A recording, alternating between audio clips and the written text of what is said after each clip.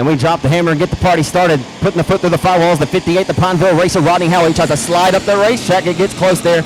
And Harrier than Carey on the first lap into one. And he washed up the racetrack and allows Lou Lyles to take advantage. He says, thank you very much, as Lou Lyles rifles to the race lead in 125. The veteran racer, Lou Lyles, out of West Monroe, Louisiana, former Southern United Modified Association champion. He pilots that outlaw chassis built by Justin Whitehead, the 125. He'll sing a song and carry a tune into one. It's all Lou Lyles all the time right now, as Wellham trying to hold back the pole sitter in 58, as we got the 45R of Cox around at the bottom of turns 1 and 2. And caution is set the wave here for the first time tonight. As Willie was a good shoe, but Dominic is a many-time victor in his career, raced street stocks as well at the former Champion Park. And he was good here a couple of weeks back. We'll see what 45 has. He's right now on a transfer spot. We're back underway. Back underway, and David Edwards flanked for the outside of Flores as they go into 1 and 2. Dominic trying to fit the gap, and we got one again up into the retaining wall in turn 1 of the caution flag. Will immediately come back out on the racetrack. You would think you get over 100 down here, and whatever the reason may be, I was a little, I don't even know exactly the word I'm trying to find here. I was a little disappointed, but here's the thing: is we have 63 fast ones. There is over 50 guys here that can win this race tonight. I kid you not, and that's what we're here for. Is there is going to be some absolute great racing tonight. These guys are going to lay it all on the line. It doesn't matter how many cars we have, because it only takes 2 to make a race. I promise you. So don't let that deter you. Don't let anyone tell you that I ain't coming because we didn't have that many cars. For what it's worth. Alrighty, as we go into 1.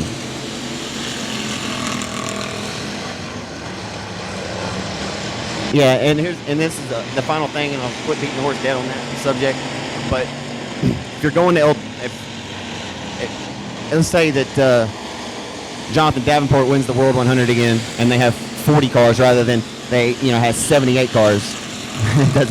It's not going to discredit his victory any at all, as every single driver that was inside of the top 7 at Boot Hill is here in the 10,000. So alrighty, as the 125 out of West Monroe, Lou Lyles out front dancing away from the competition, has his shoes on as we hustle into 1. The top 5 go to the B feature, one of the B features tonight, as right now Willem trying to open up the door and allow the 3D of David Edwards to walk through the threshold as they head down the back boulevard. A little bit of slight kiss of contact.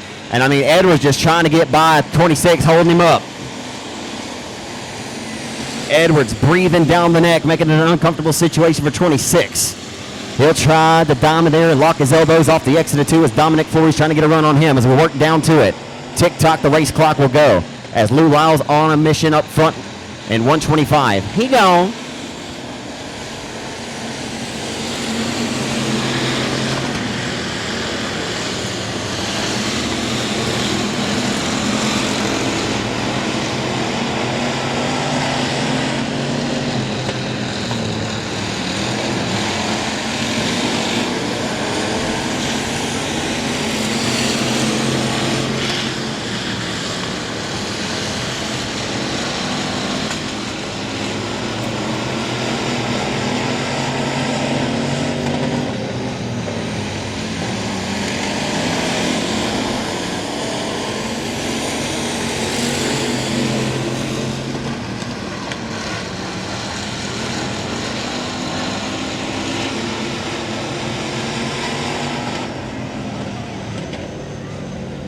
Tonight. It's Lou Lyles who's going to punch the time clock and put us back to work off of turn number 4. They head down Main Street into 1. Rodney Howell leaving just enough breathing room for the 26 of Willem to pilot his car to the outside. He'll hang the right rear out just a little bit far, and Willem will get disposed of and relegated to 3rd now. Flores on the back bumper of him as he rolls into turn number 3 as we're working down to it. Just a few more circuits to go yet here in Chatham in your first C feature of the night. Dominic Flores now under siege here from the number 3D of Edwards. As they head down the back straightaway, we'll see if anybody has anything as we work the clock here. As Rodney Howell now starting to feel it as he rolls and tries to reel in the 125 of Lou Lyles. The West Monroe native has been on a march since the drop of the green flag. Quickly went from 3rd to 1st on the first circuit down into turns 1 and 2. As now David Edwards trying to pick up some slack. May have one of the faster race cars here And right now he sits 5th, and we know that they'll all go to the dance at this juncture. I'm sorry, to the B feature, as again we're taking the top 5 out of these 4 to one of the Bs later on tonight. There's not a whole lot of business going on right now, and settling down a little bit. The 125 allows trying to hit his marks and end this one on top and grab checkers. Howell appeared that he was starting to muster up something there. Just doesn't have enough mustard to squirt by. He's still playing catch up.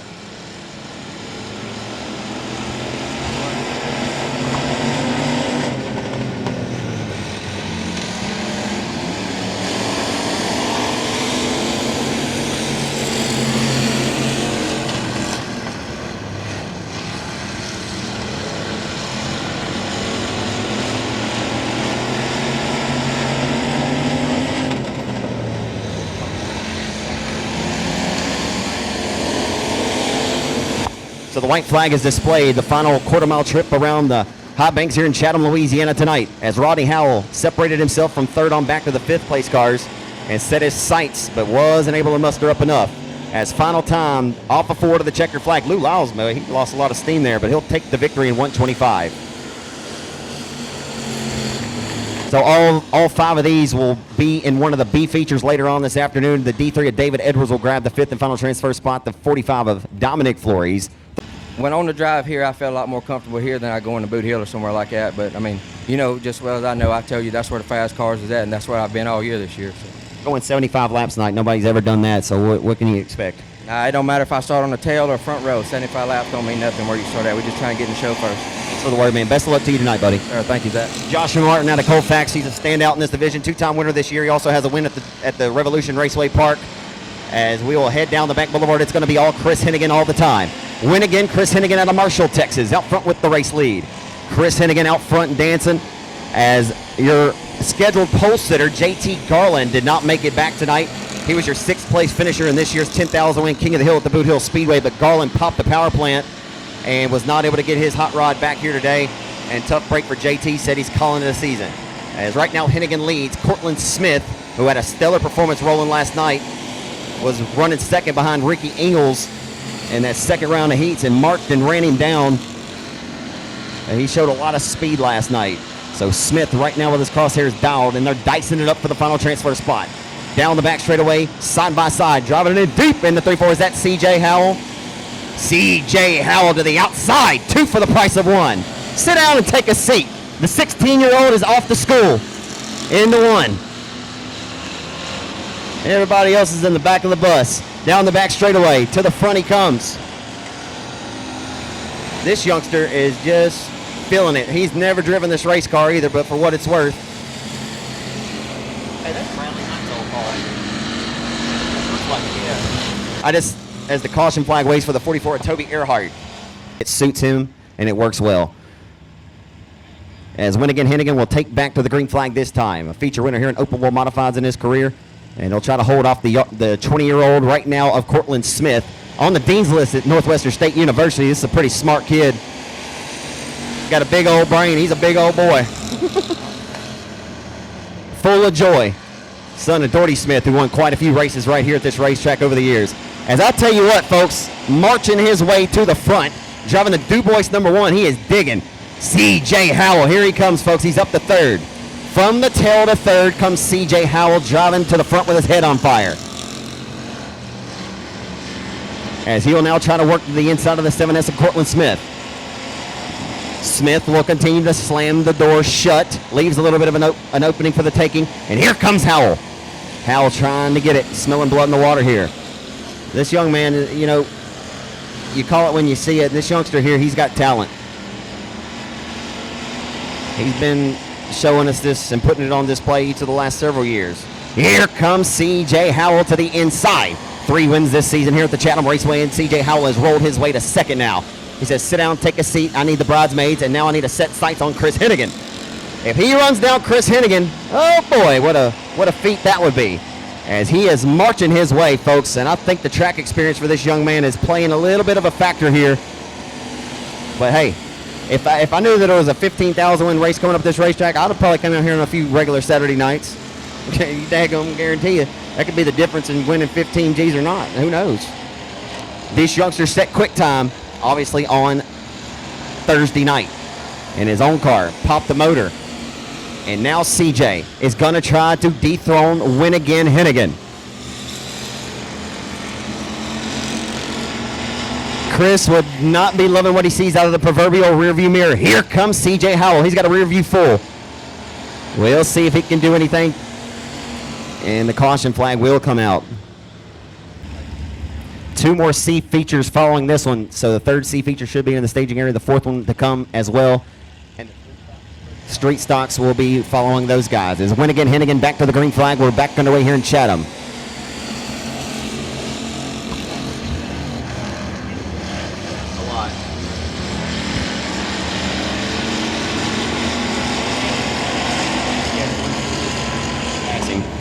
As Chris Hennigan, he's smooth as satin, baby. Smooth as silk. Whatever adjective, whatever you want to put there, he's a good one. He doesn't. He is smooth. So Chris Hennigan out front in that Mercer Motorsports car. He lapped all the way up to 4th place at the Rev 2 Saturdays ago for 2,500. I mean, it wasn't even a contest. He made it an absolute snoozer. Could have went home. He should have taken a nap. That's how you know a driver's dominant, but it took him 3 years to get that first win for Mercer, Tommy Mercer, in that Outlaw Chassis PTS powered Southern Roofing number 100 or C16 car. Used to them having a pair of 100 cars at the track, but now Chris with his familiar 16 number that you'd see on his open wheel modified. As coming into this weekend's action, Chris Hennigan was actually sitting second in the Touring Outlaw Modified Series point standings as they're having the USRA Nationals up at Hamilton County Speedway in Iowa. But Chris said, hey, I think I'll race for $15,000. 2 laps to go, 1.5 to go when they meet the midpoint of the back straightaway is Chris Hennigan. And I said, okay. I was just out there toying with it a little bit, trying to test the racetrack a little. This driver has told me more times than Victor Lane. I can't tell you, he's probably over 50 times I've interviewed him. We just got lucky. Yeah, it's unbelievable.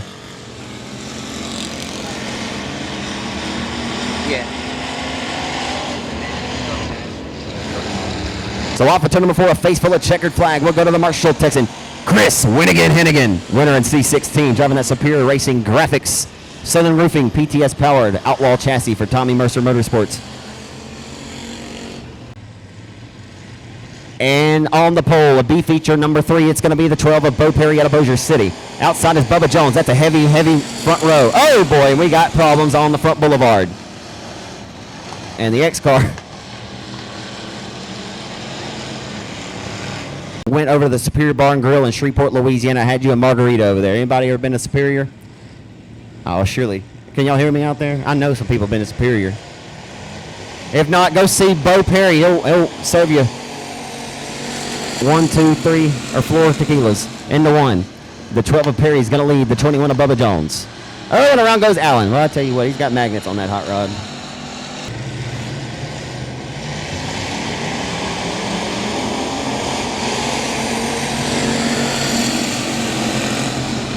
We're back underway here at the Chatham Raceway as the 12 car Bo Perry has the lead. As Bubba Jones receiving some pressure and some company here by the X car. 11A.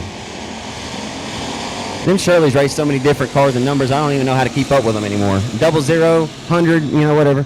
The 12, so the five cars will go to one of the B's as we're in the third one of the night here at the Chatham Raceway. As David Cotton, it'd be cool if it was the other way around. I could say he's trying to pick Cotton. But Cotton's trying to pick the 00 machine as they go off into one.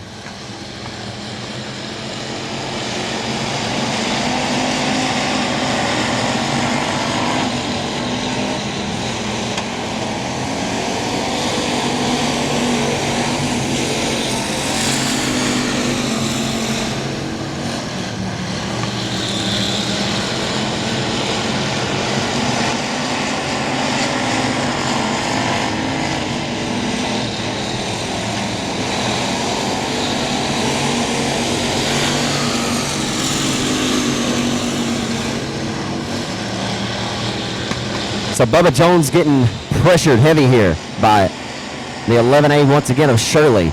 Jamie Shirley in the 11A car. I was just telling old Reggie over here that Not ever sure what number or what car that the Shirley boys are going to ride out in. As right now rides in the car number 11A.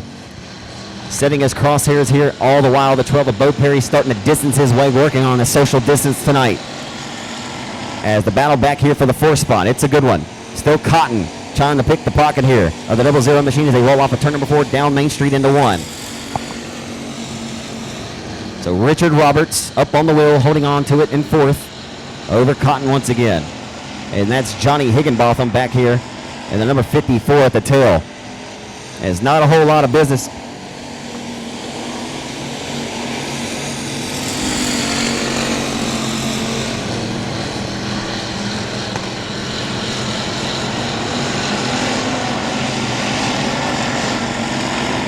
So each of these first couple of C features, we had a little bit of carnage on the start of this one. We had 4 cars getting together at once down there in 1 and 2. But man, we've had only 5 cars. We're taking the top 5 in these first couple of C features. But the cream does typically rise to the top, and we know who's had the baddest hot rod of the bunch in these first couple last chances, or C features anyway. And again, taking the top 5 folks who just tuned in watching live tonight on raceontexas.com. Thank you guys as well for punching your ticket as you weren't able to be here at the racetrack. So Cotton still giving HELL to the 00 car as they roll into 3. Richard Roberts been holding on to a pretty steady wheel here. Tucks in tight, heads down the front boulevard in the 00 machine as the top 3, the trio, is distanced their way as Shirley now putting pressure again on the number 21. He'll continue to apply pressure in 3 and 4, is able to drive his car just a little bit deeper as Jones still holds on to the bridesmaids' honors in 2-1.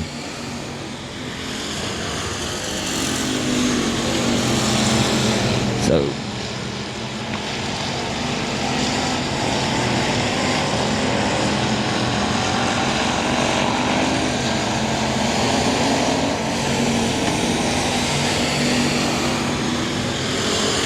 that's a good note tidbit. So off mic, Reggie Hobson just said the year that Joel Ball's car won it, it was actually 7,000 to win that year, but the Marshall Missile Derek Grigsby out of Marshall, Texas, went to victory lane that night. He swept both classes, the limited as well as the factory, and he won the King of the Hill. That was back in 2017, but that same motor from that car that Derek won in, it's underneath the hood of that number 11A car. The 50-50's up to 600 bones right now. That means you could be taking 1,000 if you're wearing a Chatham shirt and we draw your number. As the 12 of Bo Perry made that one all but a little bit of a snoozer.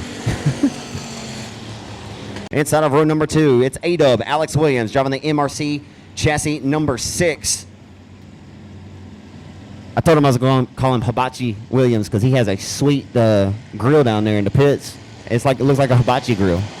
They're going green. I thought the light was still on. That's why I started talking about other stuff. My mistake. I thought we weren't going green. I guess I need to pay better attention. Michael Hurst, regular here, track champion. Oh, wow. So outside of Alex Williams there in row number 2, folks, he's a pretty good shoe. In the 62X Green Acres Automotive entry, it's Josh Warren from Shreveport, Louisiana in 62X. Inside of row number 3, that'll be Michael Turner. Piloting car number 65, he's out of Minden, Louisiana. Uncle Freddie Blanchard in the Cane River Financial EOC chassis number B7. Got a little bit of contact from Williams there on the start. 55 is Dalton Smith. The 50 of Keith Herring as we go at it neck and neck for the race lead into 1. As we got the 7A around again, and he will keep our party from being started. And that will be all she wrote, perhaps, for Axton. After a while, you hear it, and you're like, people will be like, man, I wish he'd be quiet. But man, I never missed a race. And you meet him, he'd sit on the front tire of all these like open wheel cars, modifieds. He'd always sit on the front tires, waiting. Anyway, just a interesting tidbit there. We miss guys like him. He's just one of them good guys in our sport. And that's going to be Uncle Ricky. That's Jason's uncle and the brother to the National Dirt Late Model Hall of Famer Doug Ingalls. That's the 62-year-old Ricky Ingalls, who won $5,000 earlier this year at Boot Hill Speedway. And then, of course, you had 63-year-old Skeet Amison winning 2000 at Texarkana, a combined age of 125 years old, showing these youngsters that these dudes here, AJ, nothing but a number, baby. No, this is Ricky Ingalls. Yeah, Doug's brother. He's still as good as he once was and good as he ever was. 62 years old. He'll be 63 here really soon. So Ingalls heads down the back straightaway, the former 1996 Southern United Professional Racing Series late model champion. Matter of fact, Ricky finished second here in one of those big Southern 100s, or what? Super Bees. Yeah, have a Tampa race. That's what I do know. And finished second in the Army Middle Nationals. Actually, didn't win one, but he won one with the Super Series. But the ones that were sanctioned nationally, he runs second to Billy Moyer. So he's a good shoe indeed. Won 5 times 2 years ago in this division. Took him about 2.5 years to get his first factory stock win after driving for Joe Best. This is also cool that Joe Best, the guy who supplies that car, he's got 3 cars. Jason Ingalls is also driving one of them. He finished second at the 10,000 to win, and Cody Myers out of Bossier City. But Ingalls and Best have been teamed up and been with one another since way back in the day. I mean, that's what they do together, and it's the hobby. They love it. And Joe told me verbatim that when Ricky's out, I'm out. I mean, so they're going to continue to have fun. Once again here, only taking the top 5 to one of the B features later on this evening. The Longview, Texas racer, the veteran Ricky Ingalls out front with the race lead in 81. A-Dub, Alex Williams sits in the second row as we're getting back to the green flag, this time off of 4. Mike Wells to the outside in 38. Dalton Smith flanks to the inside of Ricky Axton, the top 5 breaking away from those 2 at the tail as they go 1 by 2 by 2.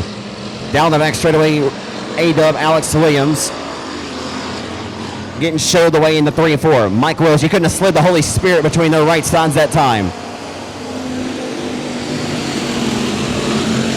Mike Wells will drive down to protect that low line as the 55 of Smith was beginning to mount a charge. Here comes Dalton Smith for 3rd.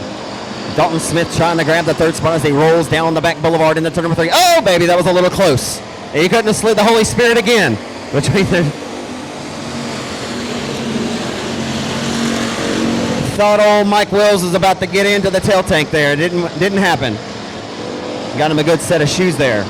Brake shoes. As the 6 of Alex Williams continues to hold on to 2nd, getting breathed down his neck.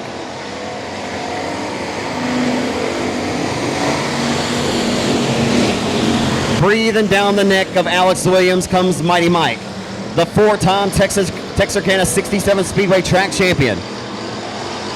As he has once again separated himself from the 55 of Dalton Smith as we work the clock. Tick-tock, the race clock goes.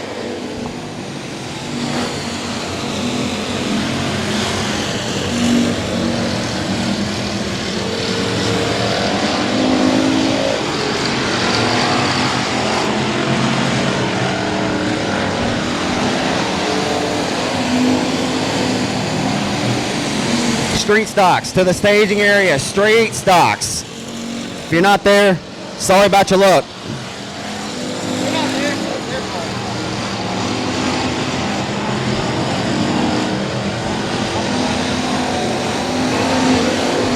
Oh boy, and they make a contact here in 34. Ricky Axton, the 55D of Dalton Smith. They wrecked each other 100 times in here in 3 and 4.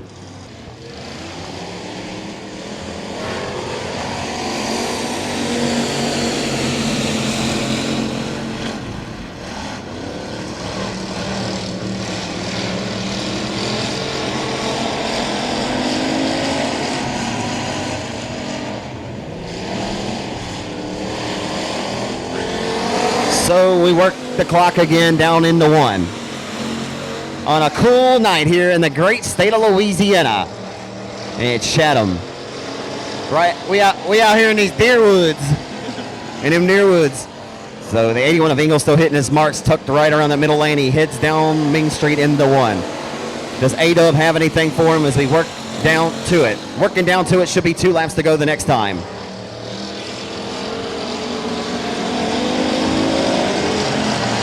Alex Williams has once again separated himself from the 38 of Mike Wells, who rides 3rd, as he worked down the front boulevard into 1 and 2.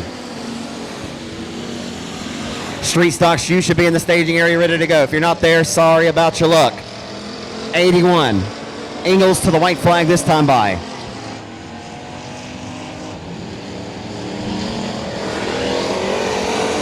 The final quarter-mile trip, as they'll go full throat into 1. Alex Williams is beginning to pick up the distance between he and the 81, but it'll be all for naught. Taking the victory in your 4th and final C feature of the night, presented by JCR Components. Ricky Ingalls, an 81, your winner. Second will go to the 6 of Alex Williams. Mike Wills and Herring will grab 4th.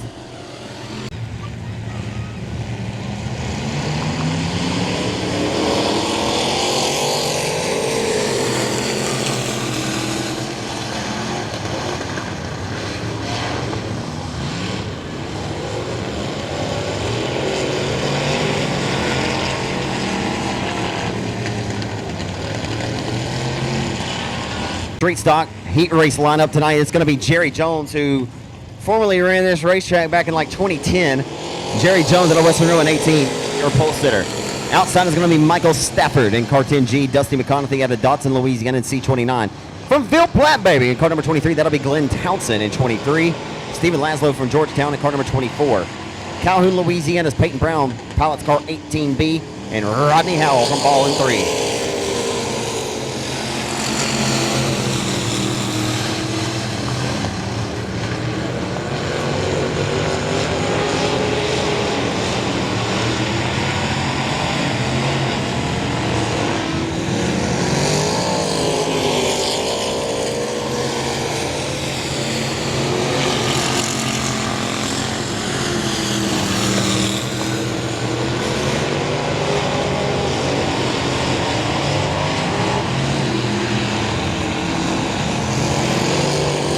So street stock heat race number 1 of the night here at the Chatham Raceway.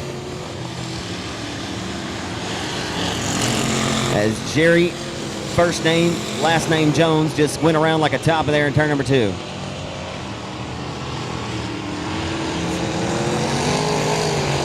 D-car perhaps.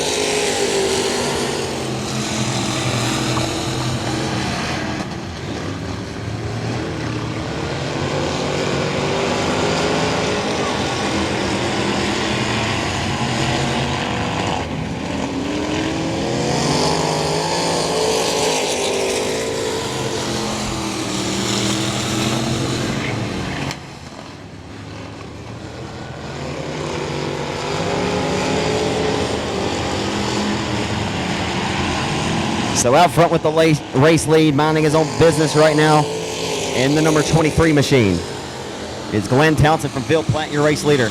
The top 3 separated by about the same distance on the racetrack as Jones has rebounded from that early race spin in 18 to get the bridesmaids. They'll head down the back straight over this crosshairs dialed to the back bumper for the race lead.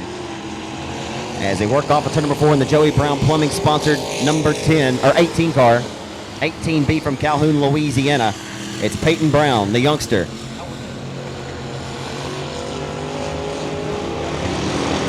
16 or 17 years old, Peyton Brown.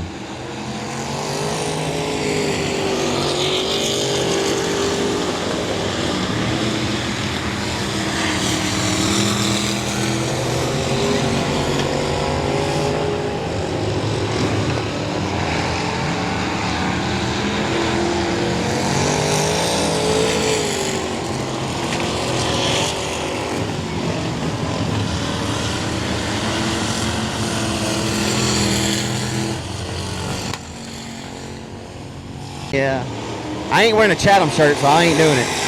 Hey, but it'd be a heck of a deal for me because I could just say, hey, man, you think I get one of them Chatham shirts? Alrighty. So we're underway in heat race number 2 for the Streeters.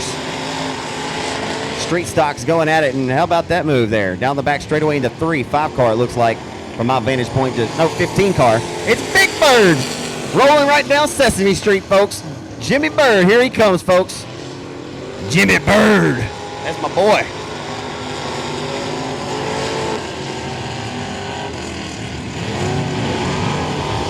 Old Big Bird looking like he's on the wheel, that is for sure, as they hustle into 1. If you never met Jimmy Bird, you need to. As he heads down the back straightaway, Big Bird knocking on the back door like a trick-or-treater with a sweet tooth. Here he comes in the turn number 3. Bird gonna try to fit the gap and walk through the threshold. They're side by side for the race lead. And here comes Jimmy Bird for the race lead. Mason Littles will sit down and have to take a seat behind the veteran, Jimmy Bird, as the 16-year-old Mason Littles down the back straightaway can no longer hold the 15. Held him at bay for the first several circuits, but now on RAIL is Jimmy Bird hitting his marks. And you got one of them around the bottom of turn number 4 here, and we will go to the yellow. Chris.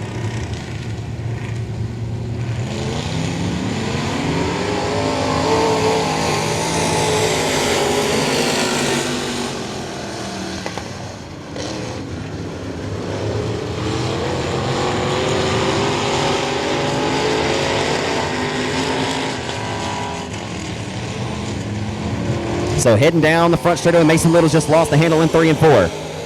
Littles lost the handle. He's a 2-time winner this year down the road at the Rev, as Littles, the young 16-year-old racer, not having it go his way this evening.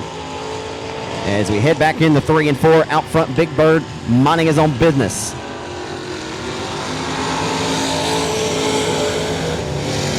Jimmy Bird in the 1.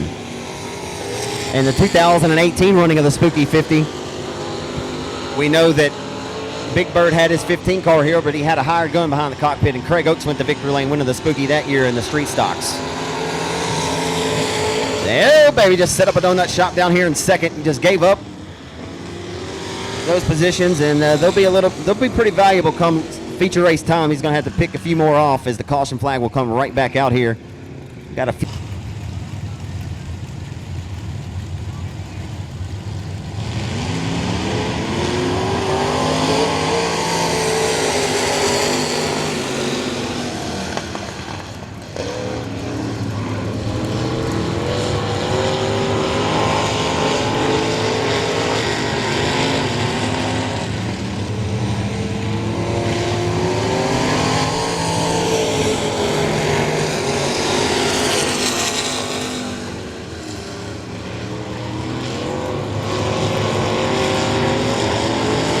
So Jimmy Bird out front singing a song, and he'll carry that tune off of turn number 4 to the checkered flag.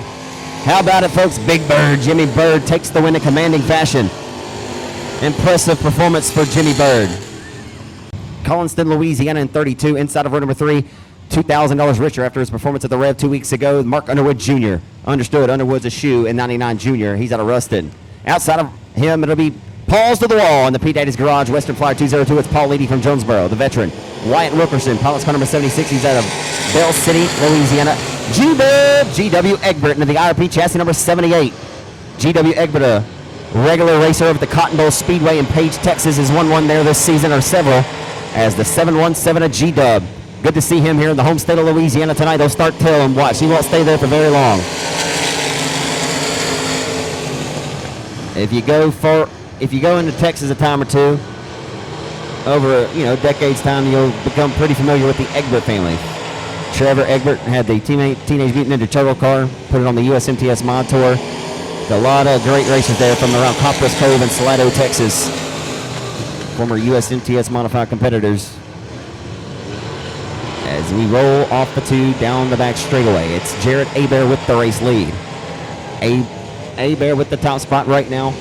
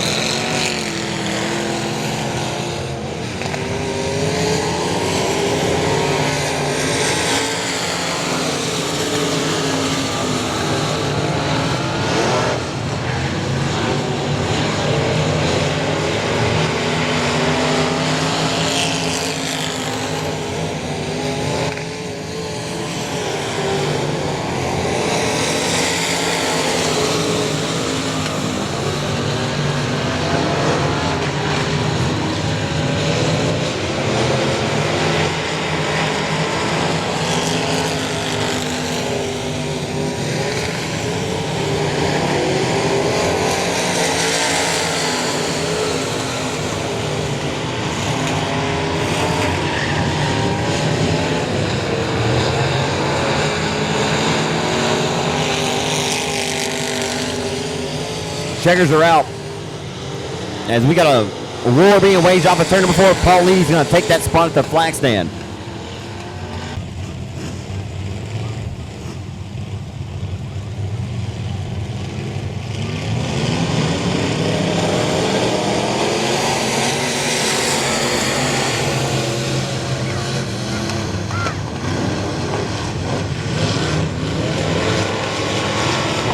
You got a good one brewing here on the opening lap of this limited modified heat race.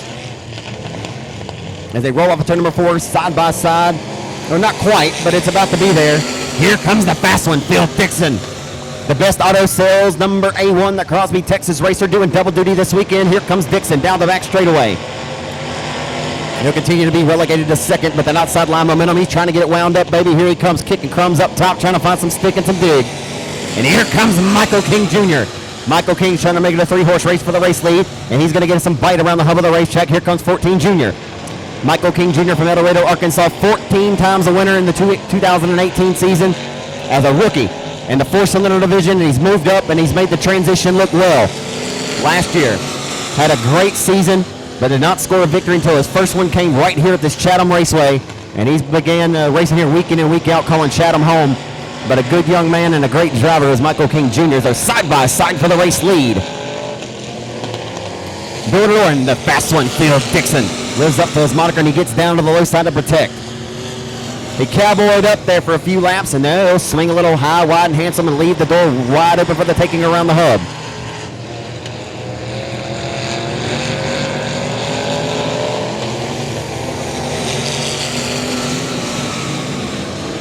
You got to give it up to Austin Pace, though. You got a feeling that that's an older limited modified chassis. I mean, that thing is... You never know what might happen, though. I mean, we saw a Raptor chassis, a 12-year-old Raptor, go to victory lane down the road to the area of Monroe track with Andy Jones, who was just dynamite that night. Sometimes it just happens to hit, you know. But a lot of these older cars, they just don't have a lot of these newer updates, and they're out to lunch more oftentimes than not. But right now, 11P looking pretty solid, but Michael King just disposed of him quick, fast, and in a hurry. Michael King disposed of Austin Pace quicker than a Hillary email. Into turns number 3. And down Main Street to the checkered flag. He'll get a face full of it. Your heat race winner goes with the fast one, Phil Dixon in A1.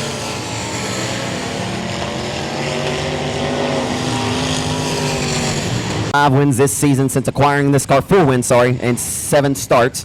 It's going to be the Bossier City, Louisiana racer, the former Louisiana State champion of Cody Tupper. What's for supper? He'll try to serve him some Cody Tupper tonight. We're underway off for 4.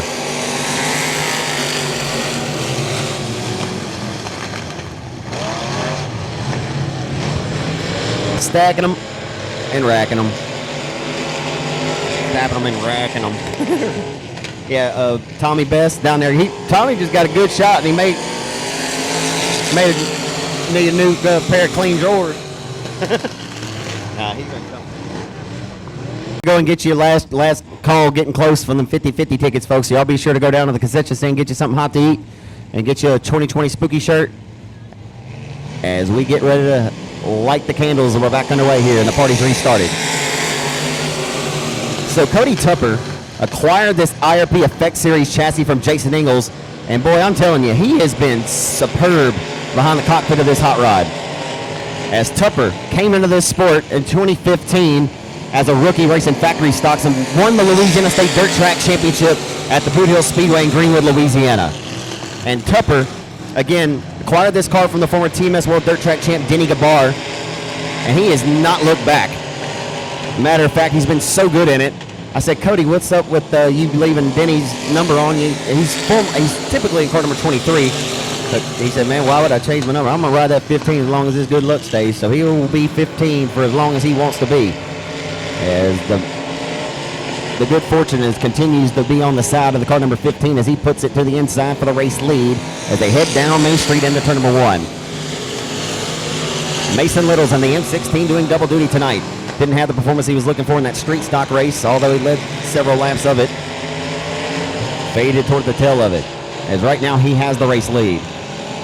Here, limited modified heat race number 2 of the night as they head down the front straightaway into 1.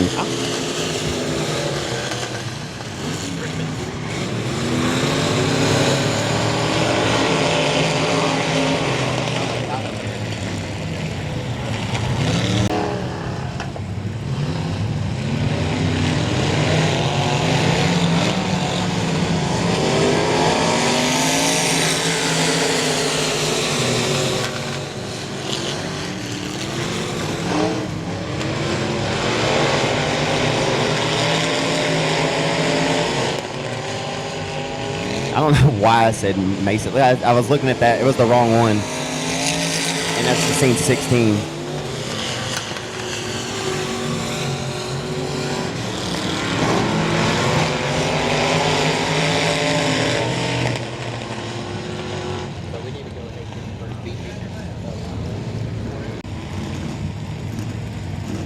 It would be pretty cool. How about taking back to the green flag here?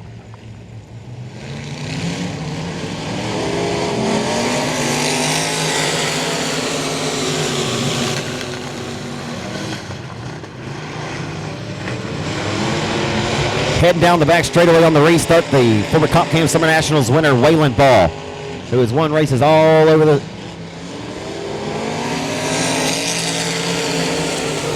Reggie, you distracted me, brother. Jesus. The number 18 of Waylon Ball out front with the race lead. Leads him off of turn number 4 with the checker flag waving. And Cody Tupper trying to muster up something, but just wasn't able to skirt by. His played catch up for that race, but he had it looking pretty good in the number 15, and he'll come on second.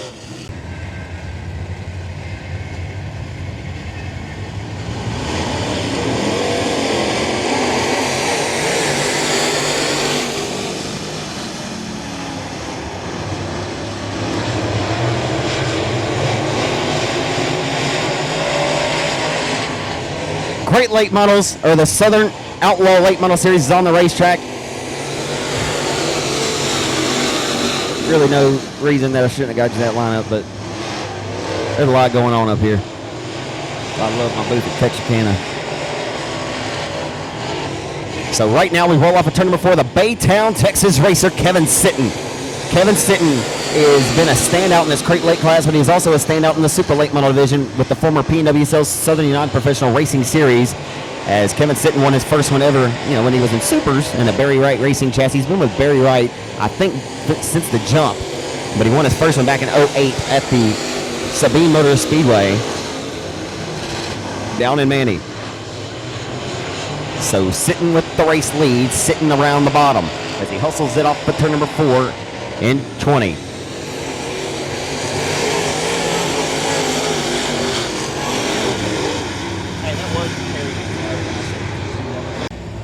Getting back underway here in your Southern Outlaw crate late model heat race number 1 of the night as they go back.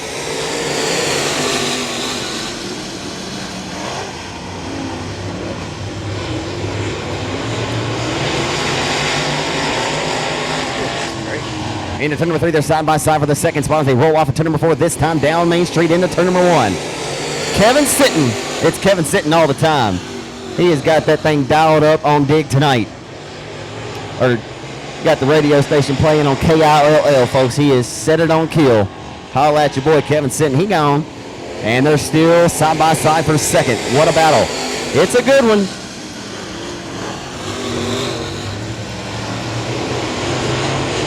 So Dalton Patrick holding on to a pretty steady wheel here this evening. And here comes the superstar Tyler Owens from Calhoun. Around the hub of the racetrack. Thank you, sir. May I have another? And he'll roll and dispose of Patrick and put him to 4th as the 8 car is rolling now.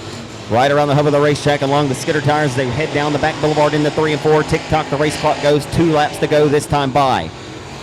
2 sticks are shown. 2 more trips around the quarter mile here in Chatham, Louisiana. Live and on demand on raceontexas.com Speed Pass here as we're working down to it. As we are about to complete all of our heat race action here tonight. And we'll roll Factory Stock Bees here after a very brief, short intermission, if you will. And I don't even know what intermission is anymore. Very rarely have them. But we're doing well on time, and I ain't mad at it. So we head down to 1. The checkers are out, and the 20 of Kevin Sitton out of Baytown made the long pull to race with us tonight, and he dominates. Heat race number 1 for the Southern Outlaw Late Models. Louisiana. In the number 1, it's Nick Brown. Nick Brown traded the promoter hat tonight. He's got the old helmet on. Outside of Nick, it'll be Bubba Sampson. He's out of Shreveport piloting car number 8. Jody Prince. Jody P back in the 10P. That's exciting. Jody Prince in a late model. Adam Willis.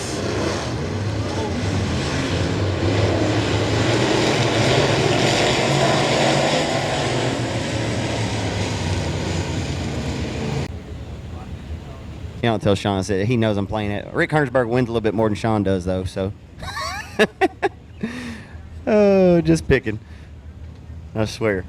Sean's over racing at the Lone Star 600. I guess he's fast enough to win 15 grand. I don't know where he at. I don't know why he ain't here. But I guess he could have won 25,000 over at the 600. Can't shake his stick. He's a racer. He's there. So they're both live on Race on Texas Speed Pass. You can just zoom on over there if you want to and check that out. Here we go, folks. How about the blanket being thrown right now? Throw Grandma's quilt over second back to fifth. Off of turn number 4, down the front straightaway into turn number 1.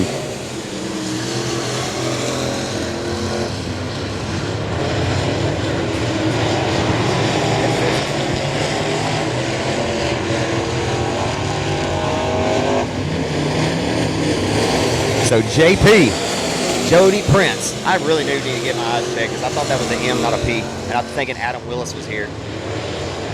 So down the back boulevard into turn number 3. It's still all Nick Brown all the time as the 10P of Prince pitching the car deep off into the corner, gets right around the hub, but he washes up off the exit, but he locks his elbows well. Heads back into 1. 10P holding on to second. And he'll hold back the advances of the number 21 of Patrick as they head down the 21 of Hollywood, Kelly Lockie. Lockie. I texted him on Thursday night. I said, dude, where you at? Why ain't you here in the factory? 4th place finisher in this year's 10,000 win. Factory Stock King of the Hill. And here comes Rick Hernsberger on the outside. Oh, boy, he's about to get the Walmart special. Oh, 3 wide for second into turn number 3. How do you like me now? Rick Hernsberger says, I like it, I love it, and I want some more of it. He'll dig on the outside. Yeah, baby. Let the big dog eat. He'll roll the outside in that steel block triple X down the back boulevard into turn number 3. Kelly Lockie says you'll go no further. You will go no further from here, but maybe not held back no more. Hernsberger gives it hell, throwing all caution to the wind on the top shelf of the racetrack as he will continue to put company to the outside of the 21 of Lockie. Lockie holding on to second, but for how long? By half a cat's whisker on the entry to turn number 3. Triple X had it. As they roll down Main Street this time off of turn number 4, Hernsberger has it wound up top, but he just doesn't have enough mustard to squirt by. He's still playing catch-up as he's much better off the exit of 2 than he is off of 4. All the while, the proverbial rearview mirror is full for the 84 of Nick Brown, but he's loving what he sees right now as he hopes that these guys get the racing harder so he can stretch it out up front. As Jody Prince has lost a little bit of steam here, but he sits comfortably in the 4th spot. As they head down the back straightaway, business has slowed down just a little bit, and Lockie just made a mistake, and Hernsberger is going to make him pay for it. Into turn number 3. Sit down, Kelly, take a seat, as meticulously just kept trying it and trying it again, and it finally pays dividends, and we'll see if Hernsberger can pull a rabbit out of the hat here. The white flag is out, and he'll head into 3 and 4. He's going to sing it in just a little bit deep and carry it too. Here comes Hernsberger for the race win. Oh, baby! And he stole that win right out of the hip pocket of Nick Brown. Luke Bennett. Inside of room number 2 from Baton Rouge, Louisiana, it's going to be Luke Bennett, I think. Y'all bear with me for just a second.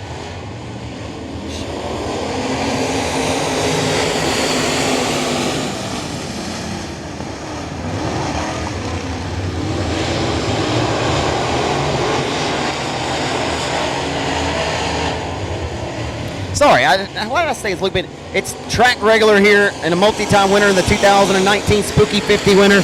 Not sure what I'm thinking, but Tanner Kellick, who was sitting up here with us the other night, he's out of Marouge, Louisiana. Tanner Kellick, former Comp Cam Super Dirt Series Rookie of the Year, as he heads off into 3, trying to run down the 21 of Patrick right now as he's rolling with the race lead in 21. Darren Patrick, a long-time late model standout, is right now at Cuvion, just cannot buy any set of luck, as he will get more bad dreams tonight in the number 30. Just can't seem to shake them. They're haunting him. 21 into 1. Patrick, as Kellick flirting with disaster here. As all the while, 18 reeling him in, as Kellick's going to now go to the outside. If Kellick knew that Hernsberger made hay up there, he'd probably try it. He should try it anyway. Braden Proctor is right now going to make it a 3-horse race for the top spot, and the Crate Lake Models have stole the show to this juncture. They've had the most competitive racing on the track all night long, and we'll take it. I like it and I love it, and Tim McGraw's 1997 hit says, I want some more of it. Into 1. Proctor giving hell to Kellick. How you doing, Tanner? As Kellick knows the quick line around this racetrack, but hey, An old seasoned vet of Darren Patrick. He's been here a time or two. He didn't wake up last night. As he comes off of turn number 4, bobbled that time, and we will get a caution in 1. Yeah, I don't think he's traveling quite as much, but this kid's a flawless race car driver. I think he's even a better person. But we head off of 4 down the front stretch. Here comes Kellick. He's going to try to seal it in. He has no idea. Hernsberger may have blew the doors off a couple of them on that top shelf. We'll see if Kellick elects to be aggressive or if he'll just play conservative here. But I think that he could get something sailing up top if he tries it. Come on, Tanner.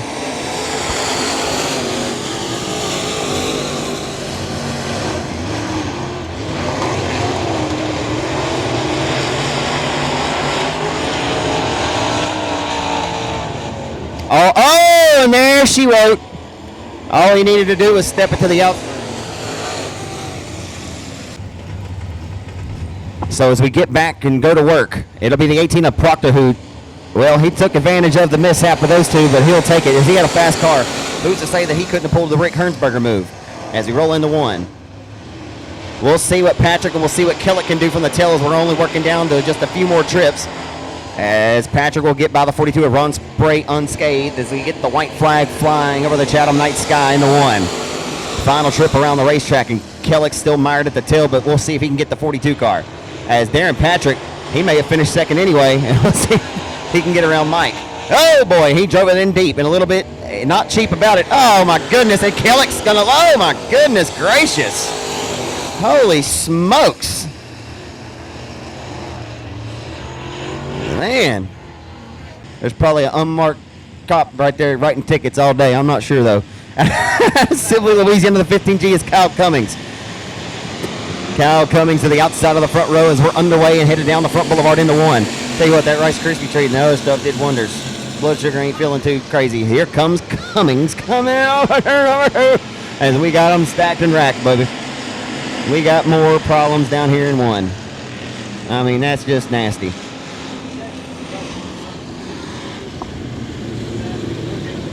Speedway in the trucks. It's the 717 of Jeffrey Abbey, the Comanche Kid. Inside of row number 4, the 7-0, that'll be Dwayne Raines at Anacoco, Louisiana, a multi-time Sabine Motor Speedway track champion, as right now getting the whole shot on the start, the 15G of Kyle Cummings, but down the back straightaway in the 3 and 4, the 93 of John Parker III, JP3, going to wrestle the lead back, and around goes the 81X of Jason Ingalls. Oh boy. And we will get another on the racetrack. Another.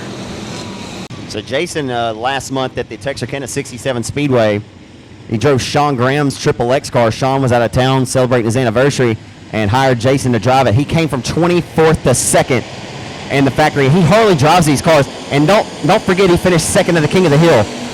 He set click time last year in Paul Lopez's laser chassis on time trial night at the King of the Hill. Jason Ingalls has just got it. He's the son of the National Dirt Late Model Hall of Famer Doug Ingalls, and Jason's got a rocket ship. He drives it deep off into the corner. Man, you couldn't slide the Holy Spirit right now between him and the 15G of Kyle Cummings. I mean, I don't even think you could slide Reggie's credit card in there. As they roll into 1, heading off of 2. They're side by side for a second. Boy, it's a log jam. They're 1 by 2 by 1 by 2 by 2. Down the back straightaway going 3 wide with Chris Hennigan back there. And I'll tell you what, oh boy, that's about to get ugly. And it didn't. It did get a little nasty, but it didn't get nasty enough for him to bring out a caution. Man, this business right now is picking up. So right now they head off into 1. It's still all 93 all the time. As they're 3 wide back here for 3, 6, 9, 10. This is when a transformer system is really good for something like this. 10. Lou Lyles right now in the 10th and final transfer spot, if I calculate.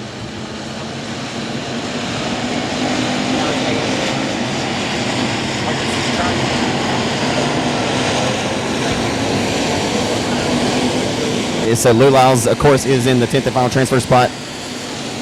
125, yes. So the 45 of Blanchard as CJ Howell's coming to the front. And I think that, well,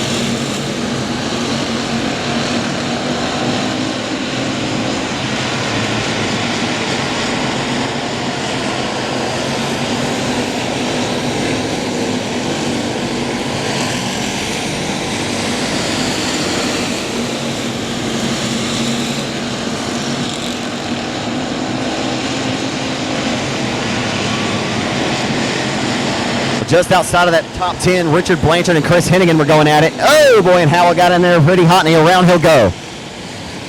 I was just stepped over to the scorer's booth there to check on CJ Howell. I wasn't sure with him being the quick timer here in a different car on Thursday night if he would still be awarded his provisional, but he was just about looking to try to race his way into that show.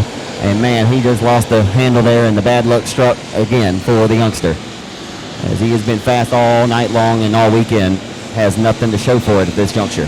So 93 of Sugar Parker with the race lead. His Jason Ingles is starting to hit his marks. As of right now, we head down the front boulevard into turn number 1. They are racing for 10th indeed. The 125 is about to have a rear view full. That's exactly who he does not want knocking on the back door, and it's here comes Chris Hennigan. Chris Hennigan for the 10th and final transfer spot is working the wheel, and he's working it well.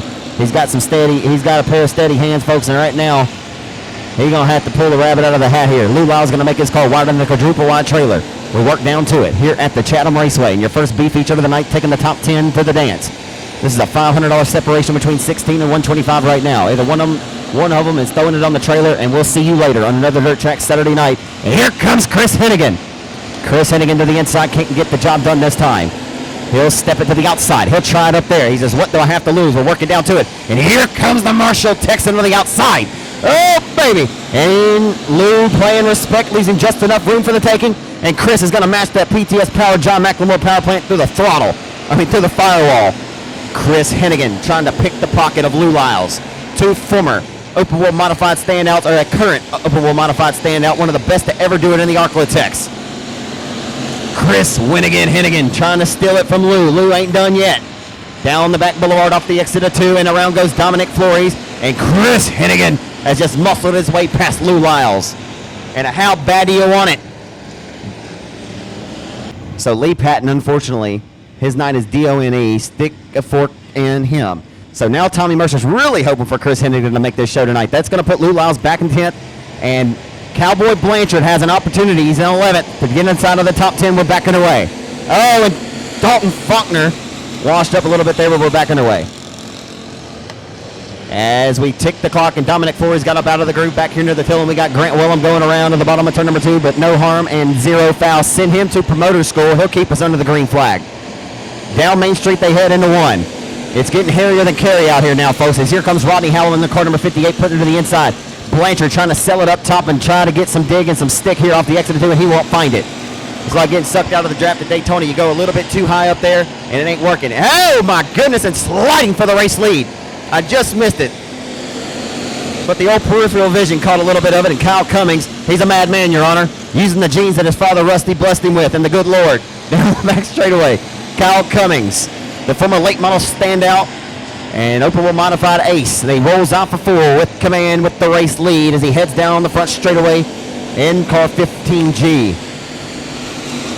Kyle Cummings in the J&J Motorsports Laser Chassis Calendar Motorsports number 15, as he's been really good in this hot rod. We talked with Kyle at the Boot Hill Speedway. He came home with a solid top 5 run, or 6th place finish rather, or 7th place, sorry. Kyle Cummings was really good at the hill at a place that he'd never driven a factory stock prior in his racing career. But this is why you love factory stock racing so much, and specifically for these big paying factory events. You never know who's going to pull one out. We've seen Doug Ingles in them before at the Cajun Classic, and the list really could just go on and on. As obviously we've got Chris Hennigan and Jason Ingles, 2 of the best and most synonymous names with Arklatex area racing and rich rooted history. They're right here in Chatham tonight, waging a war as the white flag will come out for Cummings. The son of the 1998 Southern United Professional Racing Series late model champion Rusty Cummings, who he unfortunately lost to ALS back in 2011. Using lessons learned from his father tonight, he'll make one of the spots in the main event. He'll win B feature number 1 tonight. The 15G at Kyle Cummings, your winner out of Sibley, Louisiana. He'll put the laser chassis to the victory lane column. And second, we'll go to the 93 from Drop Prong of John Parker Jr., or John Parker III, sorry. Outside is going to be the C7 of Richie Patton. He's at Equipment, Louisiana. He's been impressive all weekend long in that Ford-powered Case Motorsports number C7. Joshua Martin from Colfax, Louisiana. And the body's about 88M, number 88M. He rolls off a 4 starting 3rd. We're underway here at the Speedway 36J, the 8-time Cajun Classic winner. Former Longhorn Classic winner, the 2-time $10,000 winner, the King of the Hill, and last Saturday night's winner for 5 G's at Tracy Clay's I-30 Speedway in Little Rock, Arkansas. Justin Whitehead, now a 5-time IMCA modified feature race winner, 3 of them with commas in it. Dude's an absolute savage behind the cockpit of a race car and a desperate fool in the endless pitiful ropes, and we'll see what he can do trying to score his first win here in Chatham tonight since 2013. So we head off into 3 and 4 this time. Off of 4. We're side by side. We're 1 by 2 by 1 by 2 by 2 by 2 all the way here, and that's what you want to see. So we work into turns 1 and 2. There's a bunch of hungry hounds starting back here that aren't in a transfer spot yet that are going to try to get one. Speaking of the 21 of Bubba Jones, we got a bunch of good shoes. And need I remind you that none of these cats are any slouches on any Saturday night. So the hustle is still resumed into 1, and Justin Whitehead is flirting with it, and he's about to find some stick on the Chatham Raceway. Here comes 36J. Justin Whitehead, you got to know it. I said it all weekend long. You don't want to count him out. He popped the motor here on Thursday night, but there's a reason why he has been considered and is the dominant force in this class consistently over the last 10 years. Well documented, but for the folks here in Chatham that aren't aware, he won the first 2 Cajun Classics back-to-back in 2004 and 5 at the age of 15 and 16 years old. And here he comes to the inside for the race lead. He knows these cars through in and throughout. And if you want to win one of these big-time paying factory stock races, often more times than not, it's going to go through 36J. I've scratched my heads on many a nights trying to figure out how the hell he keeps doing it. But I found out that the kid is just an absolute wheel man, and the Lord blessed him with a good set of talent as he heads down the straightaway, and he got the door slammed shut in front of his face. Oh, boy. And Whitehead said, I don't give a damn in. As he rolls right back to the outside, he says, give me some more, Parker. As they work down the back straightaway, John Parker Jr. trying to slam the door shut. Whitehead gets a run to the outside of him. They're side by side for the race lead here at the Chatham Raceway, and Justin Whitehead is taking the lead. Whitehead takes the lead in 36J, relegates the 9, but he's fighting back tooth and nail to the inside. He won't have enough. Nada, nothing, Nathan, as he rolls off a 2. Back to 3rd, the 80 of Joshua Martin rides back in 3rd. And holding on to 4th is Quitman, Louisiana's Richie Patton. As they work into 3 and 4 this time. A lot of hard, clean racing going on here tonight inside of the top 10. And how about the 199 of the Crosby Texan Rhino Harris to the back bumper of Patton. And here comes the L88, the hired gun this weekend of Mark Underwood Jr. Mark Underwood right now from the nose of the tail. Some tightly contested racing right now, rolling like a yo-yo with no string as the entire field into 1. So just 1 spot behind Mark Underwood Jr. is going to be the 215 of TJ Evans. Evans sitting in the 7th spot. And 8th is going to be the fast one, Phil Dixon, your reigning Texas Motor Speedway Southern Dirt Track Championship winner.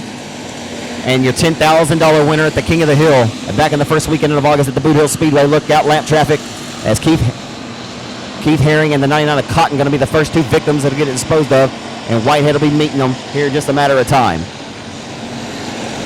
So the fast one, Phil Dixon, and I mentioned the Club 20 of Neil Kemp, who did come out of a C main to win that $10,000 back in the first weekend of August. So Kemp trying to hold back now the 100 of the 3 wide back here for transfer. Bo Perry trying to fit the gap and part the C here as Brian Cook. Oh, it's about to get ugly. Whitehead trying to fit his way through, and he has distanced himself. Working on his social distancing tonight is Justin Whitehead. 1, 2, 3, 4, 5, 6, 7, 8. So the 12 car, Bo Perry, occupies the 10th and final transfer spot in the Deuce 2. Into turns 1 and 2. Ricky Ingles trying to throw his hat back into the ring and make this show tonight. He wants to put all the best. Oh, around goes Bo Perry. And that's something. Oh, and then Bubba Jones had absolutely nowhere to go. But got a shot in the old shorts over there in turn number 2 by Brian Cook, he's known to rattle a few cages, if you will. See, you're going to put a lot of laps on your car tonight, and you got to run 75 laps. That's something to consider. Like Justin Whitehead said that, I think I could make all 75. I don't even need a fuel up. You know, he compensates the fuel burn off. I mean, his car coming in real good around the time he wanted to. I ain't putting no more fuel in that bad boy, but we going to find out. And that's what we're here for. It ain't an enduro, but you better have that car on the money. As right now, there is 0 shenanigans about the race program for 36J. And we know that he is always dialed up and set on KILL. I mean, is he ever going to cut these guys any slack? The answer to that is not. No. N-O. Bubba Jones trying to get inside of the show now.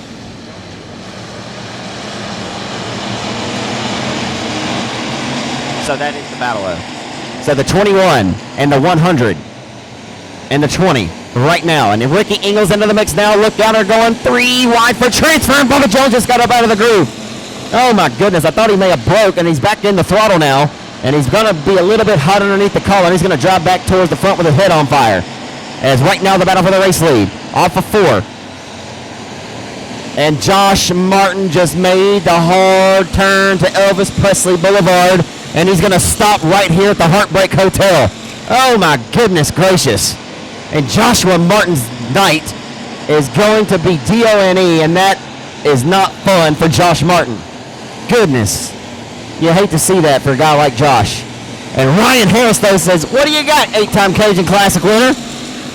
Well, Justin Whitehead is trying to hold on, but Ryan Harris is starting to show us consistently that he is a force to be reckoned with anytime he straps in and comes to these big paying events.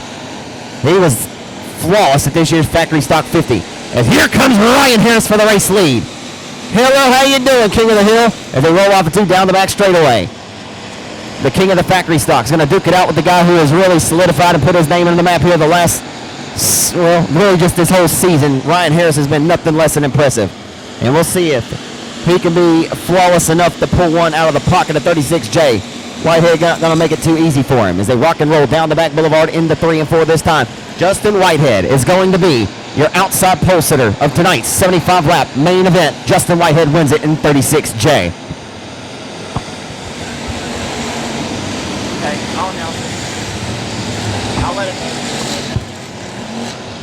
Then that's crystal day. The lights are out. Lights out. Here we go racing in. So the lights are out. Street stock style. Who's going to do it right around the corner?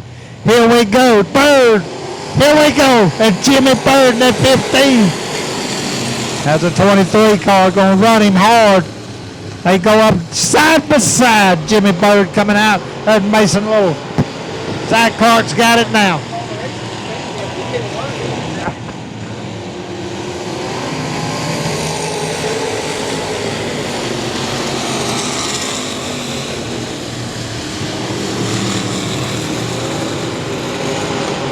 Jimmy Bird setting the pace by 23. There's Mason Little right there with him. Coming down the back. That's Ted Brown. There's Blackwell. Crystal Day in the 10 car running a tough race there. Michael.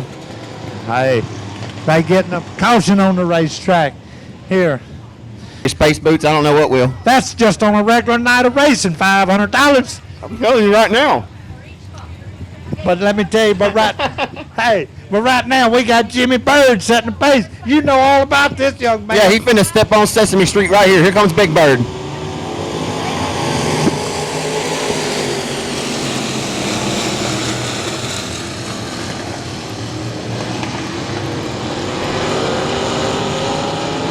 As Zach Clark would said, that's at the donut shop down there in 1 and 2.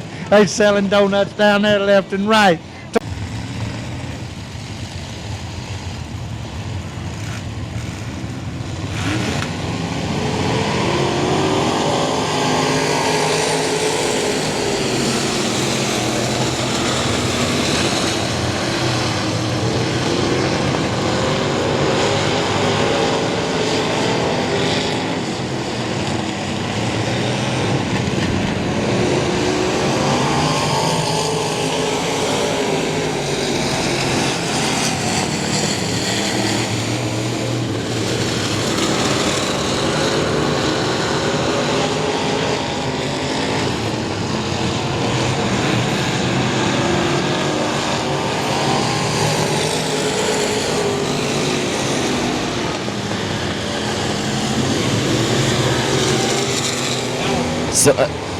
So we've got this one right now headed down the back straightaway, your street stock main event. It's going to be Big Bird, who right now is with the race lead in 15. He swung out really high, wide, and handsome. He went up top where Grandpa keeps the good bourbon that time.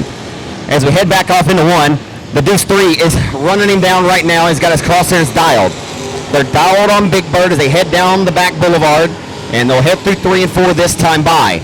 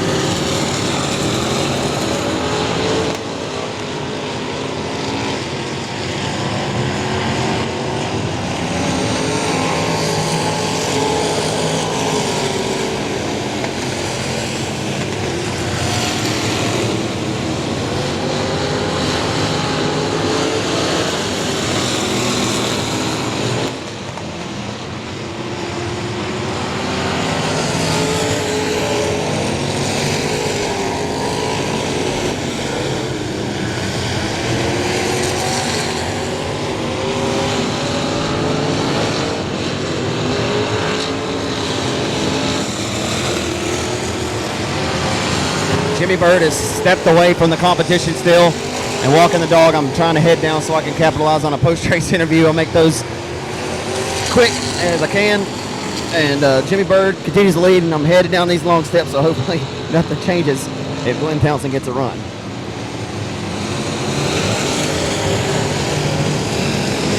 For what it's worth, for all you folks watching live on Race on Texas, I know there's been some moments of silence, if you will, but man, it's a circus, like, up here in the, there's just too much going on up there. I'm not used to all that commotion and something for what it's worth. Didn't need to explain it, but I did.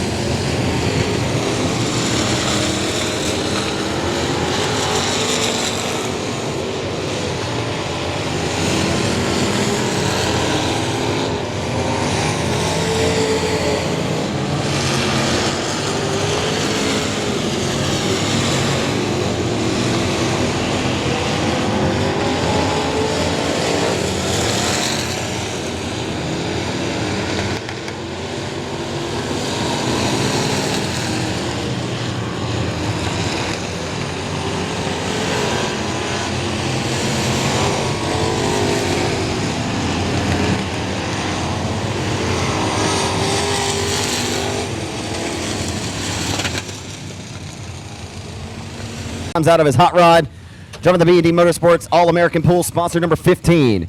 I can't get out of this thing. What? Hey, what the hell? Why can't I get out of here? There we go. I call him Big Bird, one of the nicest cats you'll meet in any pit area in the great state of Texas or here in Louisiana. Getting ready to climb out of this hot rod tonight. He took them to the woodshed. Give it up for Big Bird, Jimmy Bird in 15.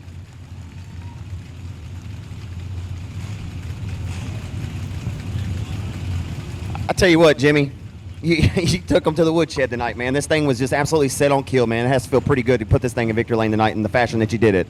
Oh yeah, I got to thank Josh Martin. He's come worked on this thing, and Craig Oakes, he's been helping me out. And the track, man, it's great tonight. I thank the Hobsons for having a good race, a good track down here tonight. All the fans, it's an awesome place. What's been going on with you, Jimmy? I haven't seen you quite as often. Of course, you can always catch you on Fridays down in Manny. But these hot stocks, man, this is Jimmy Bird through and through. You love this class. You've stuck with it for many years. I mean, like I said, this thing was stuck on dig tonight. What's been going on with Jimmy Bird? The work's been slow, and we started out slow this year. And I'm getting a little older, and it's harder to get in and out. And working on these things, it takes a lot of work to keep one of these things rolling. So I bought a factory stock, and I put Craig in it tonight. I just let him drive it. Well, damn, it feels good whenever you put them in victory lane like this, doesn't it? You got to cherish each and every one of them. That's right. It might be the last one. You never know. You never know. Did you get an opportunity to thank all your great sponsor supporters? Yeah, I'd like to thank B&D Motorsports, A to Z Tree Service. What's the little thing? All America Pools. He'll be on me about that. And that's it. My wife, she lets me spend the money on this thing. And once again, thank Josh Martin and Craig Oakes. Always a class act, man. It's good to see you in victory lane tonight, Jimmy. Congratulations. Thank you, sir. Give it up for him, ladies and gentlemen. Carthage, Texas racer Jimmy Bird gets the hot stock victory tonight. Come on now, Chatham. Give him a round of applause, would you? He's on the outside. Oh, yeah. So Phil Dixon in the 15 to Jarrett Hebert in row 1. Waylon Ball and El Dorado will start inside of 2. And the lights are out. We're underway here in Chatham.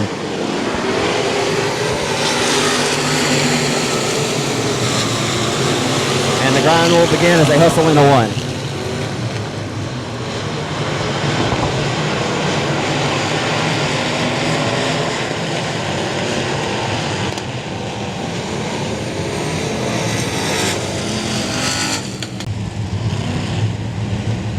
Re-racked and stacked restart here as Jarrett Hebert going to put his foot to the firewall and get this party started. As the green flag waves over the Chatham sky here. And we'll see what happens in this one. Right now, the best battle right here on the opening lap into 1 and 2. They're 3 wide for 5th off the 2 down the backstretch. It's going to be Paul's to the wall. Who's to the wall. And he's got flanked to the outside of him. The 15 of Cody Tupper. Cody Tupper has been stellar since acquiring this RPFX Series chassis built by Jason Ingles. Acquired it from Denny Gabar. As they roll down the back boulevard into 3 and 4, it continues to be Jarrett Hebert, who's led every lap of his heat race tonight, and he's been held back none, not at any point of tonight's program, and around goes the 8, like a top.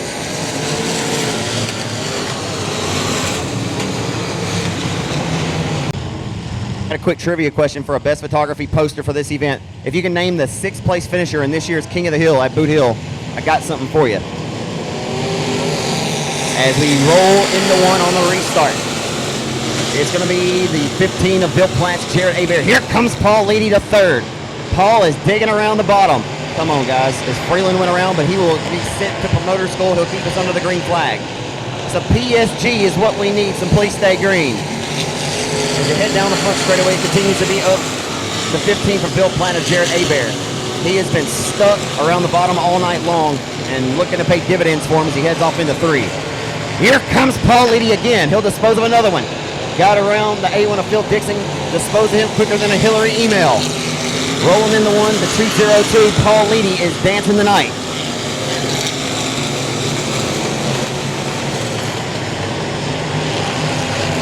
As we saw this season, I mentioned earlier, a $2,000 winner, 63 years old at Texarkana about a month and a half ago. Ski Amison won. Don't do it. Come on, man.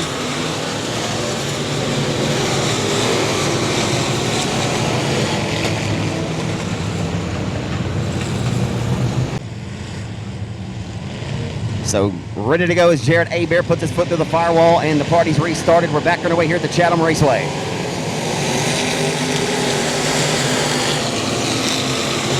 Some hotly contested battles going on through this field as Phil Dixon just sailed it up top, and they're 4 wide off the exit of 2, and we got another log jam.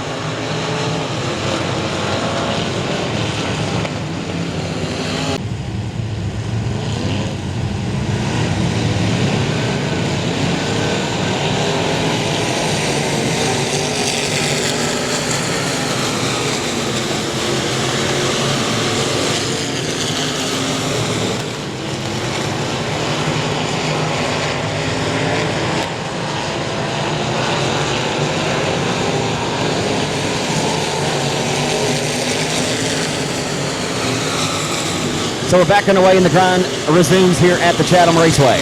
Here's your top 5. As Mark Irwin Jr. pitches his car underneath it. Come on, guys. Let's don't get the caution out again. We got one limp at the top of turn number 2, but we may not get the caution. He'll keep it rolling and strolling, and he'll probably try to pull off the back straightaway. He will. We'll stay under the green flag. No harm and no foul. He knows what it takes to be a promoter. As he heads off of 2, speaking of Jared Abear, your race leader.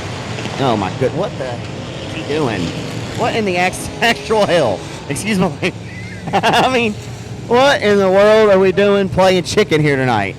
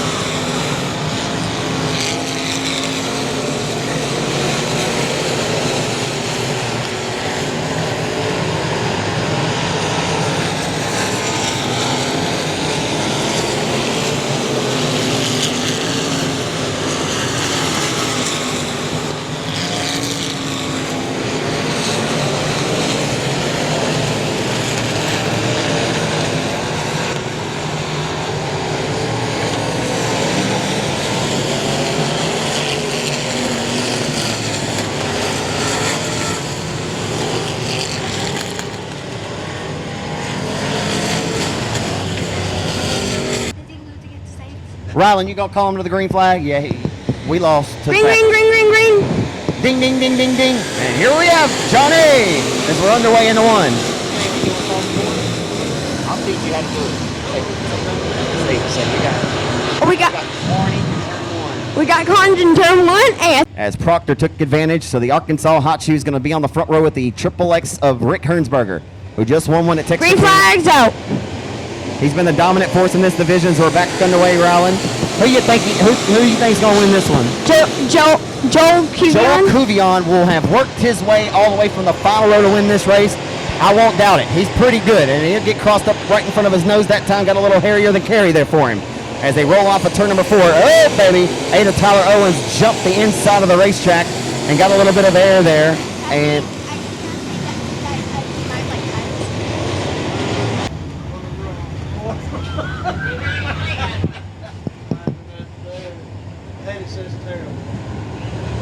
And they're going green.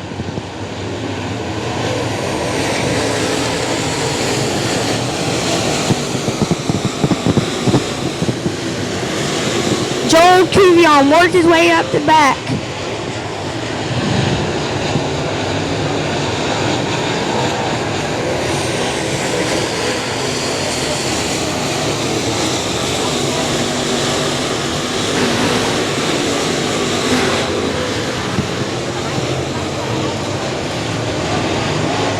so we got to get back to the task at hand here. As they are heading off into one, Rick Hernsberger has done what Rick does, and that is take leads away. As this Triple X machine has been on the money at any racetrack that he'll check in the battle at, as he heads off of turn number 4, swinging a little high wide, locks the elbows, and sets his sights into one. Hernsberger in the Rocket XR1, steel block powered Triple X. Yeah, I'm not a good announcer. The Triple X of Rick Hernsberger in turn number 3 will dispose of one and put him down a circuit as they head off of turn number 4. The 18 of Braden Proctor trying to make it a 1-2 sweep for the state of Arkansas tonight.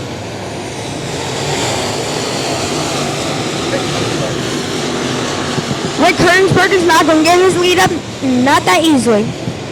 No, right now it ain't even nothing easy of it. These cats can't even mount a charge on him just yet. They got the crosshairs dialed up, but they can't give him a phone ring here. Well, that's real racing for you.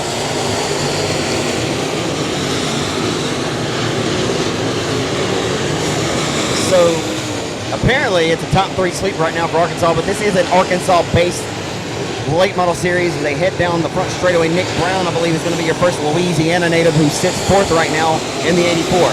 Equipment Louisiana Hot Shoe at 84. Nick Brown doesn't do a whole lot of racing these days. Did check into Boot Hill Speedway in the 3rd weekend of July, and he rolled his way to a solid top 5 performance. Won his heat race that night pretty quick. Was Quick Nick earlier this evening. He's got a little bit of work to do if he wants to win this one tonight. Lap traffic about to come a factor and a reality right now as Ron Spray just went way up top where Grandpa keeps the best bourbon. And the 42 car. Well, he went higher than Willie Nelson on the cross-country tour. As the 42 of Ron Spray washed up the track, and that's what Rick Hernsberger didn't mind. He went right by and disposed of him. And the 18 of Proctor now going to have to worry about where he's going to go, because he's went from the top shelf from the Rock Under the Red rooftop party down to the basement. And he's got to be praying that he doesn't cross them kind of lanes when he gets there to dispose of him. And don't make it hard for us. Well, this is not an easy race because these people race for fun, but I don't know though. Well, lap traffic gets hairy out there. So lap traffic getting a little wild here tonight.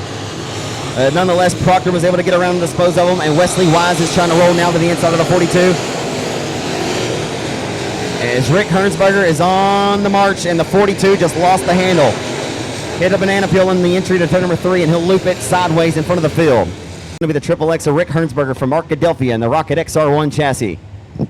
He'll put his foot through the firewall and get the party restarted as they come off. Well, green flag's out now. Proctor's second as we're back underway.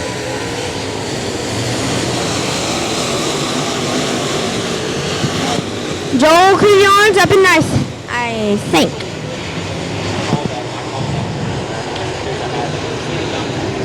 Well, there's another caution by the same guy. Her husband's standing right here. I'm glad he didn't punch me in the back of the head. Alrighty, folks, we'll be back underway here in Chatham. Holla at your boy. I'm about to get ready to go down to the Victory Lane interview. It's got to be coming pretty soon, and I don't want to miss it.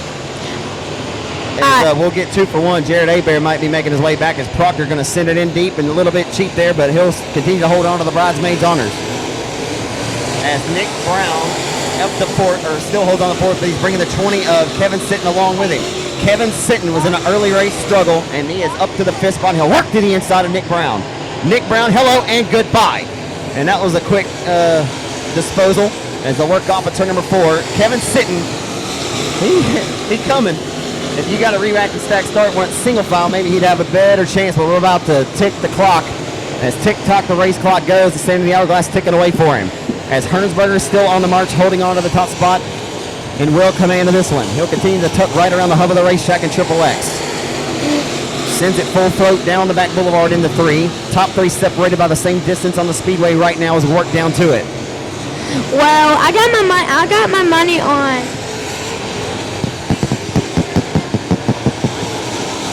I got my money on Rick Hernsberger. You gotta go. You gotta be bold, man. You gotta be bold. I got mine on the 20 of Kevin Sitton. Try me. You gotta go with the outlier. You know what I mean? Try me. Against all odds. If he gets a caution, I mean he's not though. But I'm about to go down for the Victor Lane interview. It's been a pleasure, buddy. Glad you came up here and joined me. Thank you, Ryland. Come back and see me. We're working down. I believe it's down to 2 to go.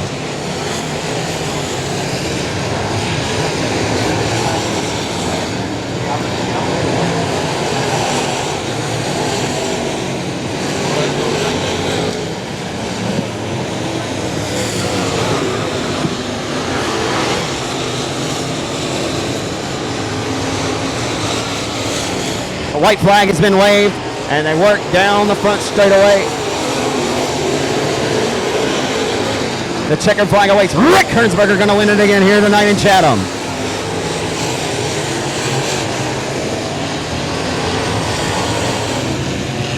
We'll head down post track sign for a post-race interview with the driver of the Rocket XR1, Triple X. Getting ready to climb out, or if he has climbed out. No, he hadn't yet. The driver of the Triple X car, he's out of Arkadelphia. And the Rocket XR1, Keith Craft Performance Powered Entry. Y'all be sure to give him a big round of applause again, folks, when he climbs out of this hot rod here. He has been the dominant force in this division, or in this particular series, for several years. We're getting ready to climb out from Arkadelphia. Give it up for Rick Hernsberger, Triple X.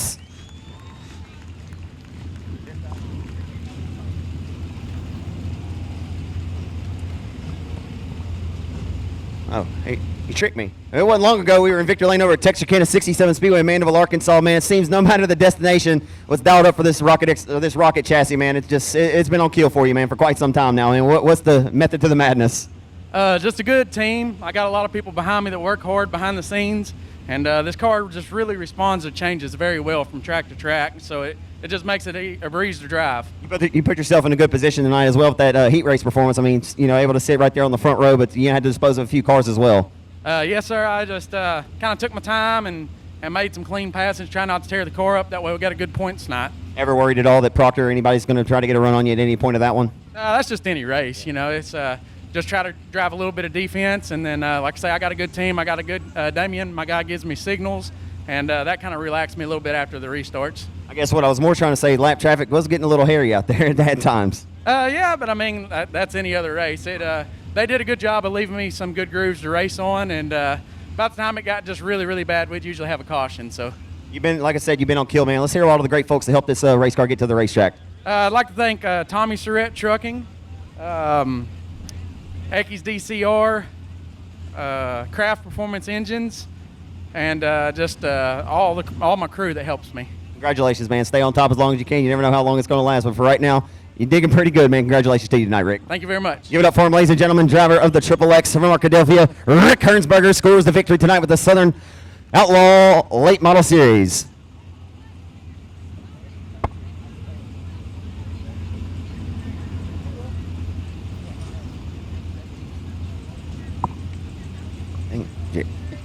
Yeah, I told Jared Abear, race fans, y'all do me a favor. I know that they don't sound as loud because they got gloves on and stuff, but I need you to put your paws together for your limited modified feature race winner tonight right here from Ville Platte, Louisiana, Jared Abear. Man, Jared, you had a hot rod tonight, man. And I'll tell you what, you had a lot of good shoes checked in the battle here, man. You led every lap of your heat, led every single lap of the feature, man. Your car was on the money tonight. Yeah, man. I've had a pretty good night. I've had a really, really bad year. I went through 2 motors, 2 transmissions, and a rear end. So I'm really blessed to have a good night like I did tonight. You know, Denny Gabar once told me when it's good, Zach, when it's good, it's good, and when it's bad, it's bad. And, you know, this guy who's been on top, but, I mean, that's how it is. This sport is very, very humbling, man. The ebbs and flows. Tanner Kelly. Come on, man. Get in your race car and come out on the racetrack. Tanner, I need you on the racetrack. Reggie, wait a minute. Hold on. I'm in the middle of an interview. Jared, I don't even know where were we at. Where were we at? Oh, yeah, you know, the ebbs and flows, man. This sport can really humble you, you know, so you'll really appreciate this one, I'm sure, because you don't know when the next one may come. Yeah, man. I've been really competitive here at this track, and I struggle everywhere else pretty much, but I'm really good here. But I just thank the good Lord. It was a good birthday present for me. I should probably know this, but I don't. I think I asked Shane before, are you guys related or not? I had 3 people ask me, and I said, I think no, but I'm not sure. You never know. No relation. You Cajuns are crazy, though, down there, so you never know. You might be related. Hey, man, congratulations to you, man. Enjoy your Sunday tomorrow with a grin on your face. You got a victory tonight, man. You earned every single lap of it, my friend. Thank y'all for coming. Give it up for him. Give it up for him, folks from Phil Platt. And taking the victory tonight, Jared Hebert, your limited modified feature winner. There's old Tanner Killick.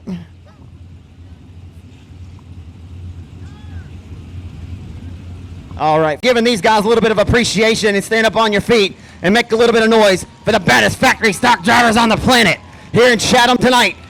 Only the best factory stock drivers go 3 abreast as they'll get ready to lay it on the line for 75 circuits tonight.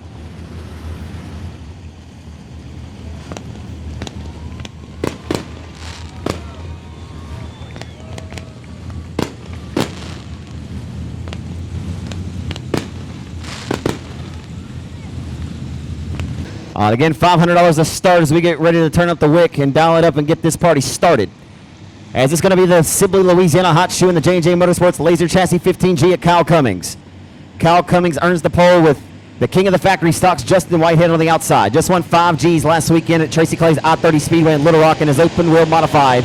And the factory stock 75 lap, $15,000 showdown here at Chatham is underway as they hustle into one for the first time of 75 tonight. As 15G of Cummings bobbled a little bit. Whitehead's going to take it down the back straightaway by half the car length. And 15G drives it a little bit deep, nothing cheap about it. He'll wash right to the outside. Contact early in this race. Contact a little bit aggressive there for the start of this one. Laying just a little bit of right side romance along 36J of Whitehead. As Cummings going to go to the top spot off the exit of turn number 2. Parker back here. And 3rd and 5th respectively as they work into turn number 3. Someone looking to leave here 15 Gs richer tonight. Whitehead would grab 20 Gs total for his efforts each of the last 2 weekends, combined with his modified performance, and this is what you want to see. The door for the race lead early in this one down the back straightaway. What kind of pace will we set here? 75 laps is uncharted territory for each of these competitors. They've not ran a race of this distance, as we will have a stop of it, I believe, on lap number 50, as they continue to wage the war and go door to door through 1 and 2 for the race lead. It's Kyle Cummings. He'll nose ahead down the midpoint of the back straightaway. Whitehead will sell it in a little bit deep and probably even the way as he rolls off of 4. As right now we're working pretty good, right around the middle of the low line of the racetrack, and it continues to be Kyle Cummings at the line this time. The Louisiana racer are trying to become the first Louisiana racer to win a race of 10,000 or more in this division. Taylor Carver, Neil Kemp, Justin Whitehead, all winners of the 10,000 win King of the Hill, as well as Marcus Cottle, all from the great state of Texas and Arkansas. The only Louisiana driver to ever win one of these crown jewels, Doug Vick Jr., $5,000 richer down at the Arcotech Speedway all the way back in 2011. It's about time a Cajun or a Louisiana native gets back in victory lane, as right now Cummings shows the way. And if anybody were needed to get dethroned by all these competitors, you know that it would go through Whitehead tonight, and he'll sell it back to the outside. He'll make you earn it. Whitehead down the back straightaway into 3, trying to go back to the outside. They're still door to door as he rolls them in a lane off the turn number 4. Here comes Whitehead. Not enough. Half a cat's whisker that time at the line. 15G still leads. Yeah, baby, we got a Donnybrook brewing tonight as they head off the turn number 2 down the back boulevard into 3. Cummings continues just like it was the previous 5 laps. He gets the advantage off the exit of turn number 2. Whitehead dials it up and turns up the wick off of 4 and uses that outside line momentum to his advantage. As Whitehead and Cummings are working on their social distancing tonight and worked their way about a half a straightaway up in front of the 93 of John Parker III. JP3 relegating the advances of the 199 of Rhino Harris out of Crosby, Texas. And sitting in the 5th spot is going to be racing Jason Ingles. Jason Ingles in 5th. You never want to count him out. And he's been long overdue for a big-time factory stock victory. Got to be weary of Ingles when he starts up here inside of the top 6, as he came from 24th to 2nd. And this year in only 50 laps at the Factory Stock 50, Mike Parker Memorial at 67. So John Parker Jr. riding back 1 spot out of the top 5 and 6. And 7th is going to be Jeffrey Abbey from Comanche, Texas. 8th is the $10,000 King of the Hill. Don't want to count out Neil Kemp as well, as he would like to live up to his moniker and be Steel Mill and still 15 Gs tonight. Evans, TJ Evans, flanked to the outside of him. And I'll tell you what, I just told someone on the front straightaway that, man, I hope this race doesn't have a lot of cautions. I said, man, there's a lot of great drivers in this field. And we added, I think, 6 or 7 cars to this main event. I think this is just a testament to how competitive and how really quality these drivers are in this division. They're all running inches apart, and I'm not sure that despite that first lap when Cummings made a little bit of slight kiss of contact with Whitehead, we've gone caution-free to this juncture. And these guys are going at it hard every lap. You wonder how hard they would push the envelope in this one, as lap traffic getting set to become a reality soon. With the additional entries to this main event, you probably would have expected the lap traffic to become a factor a little bit sooner, but nonetheless, will it stay out? Will the green stay out? It's taken us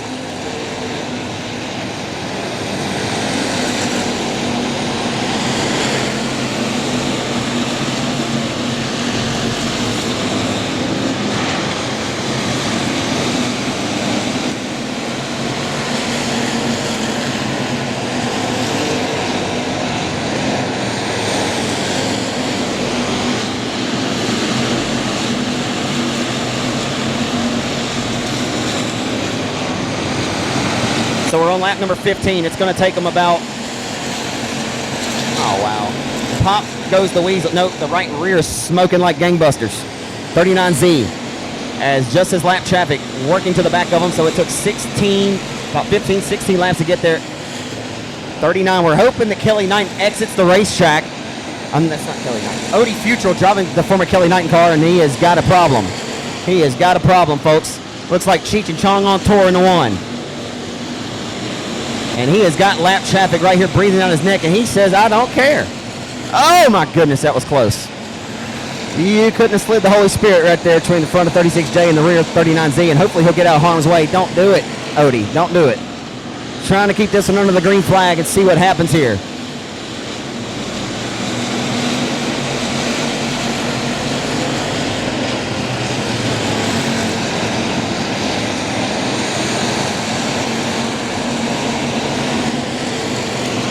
So Dominic Flory's got disposed of. He's relegated to put down 1 circuit, as well as the 7S of Cortland Smith, as Kyle Cummings, oh boy, is bottling up at the midpoint of the back straightaway. You got to be smart. You got to keep your nose clean in these races to be in the mix later.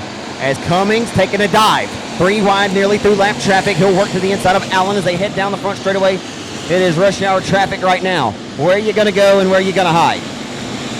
As Whitehead trying to pick his pocket down the back straightaway into turn number 3. In about, I'd say, 15 more laps, you're about to find out who's got the car that will go the duration of this race. As you already have the 39Z car. Dropped like a fly in this one. We'll see who else may fall out of this race. There's 11A of Allen now showing heavy smoke. As Cummings continues to dictate his way to the in and outs of lap traffic, with Whitehead still right on his back door, and here he comes with a race lead down the front straightaway. Whitehead, maybe that time at the line he would have got him. It would have been close. So they run into 1 and 2. 15G, once again, flanked to his outside. This has turned into be a pretty good one here. As into turn number 3, through heavy set of lap traffic, Whitehead and Cummings putting on a display up front for the top spot. And it's getting close off of 4. Cummings knows he's there. Whitehead knocked on the back door like a trick-or-treater with a sweet tooth. He'll try to the outside, he'll diamond off the exit of 2 and try to change lines. Here comes 36J, he'll get the door slammed shut on him. Cummings says, not today. Not going to happen right now, as Whitehead continues to give him hell for the race lead. And how bad do you want it? Show me what you got. Saturday night special here at the Chatham Raceway. 15,000 continues to hang into the balance here. And we're about to find out who's got the baddest hot rod of the bunch and who wants it more. As Whitehead. Let's tally it up.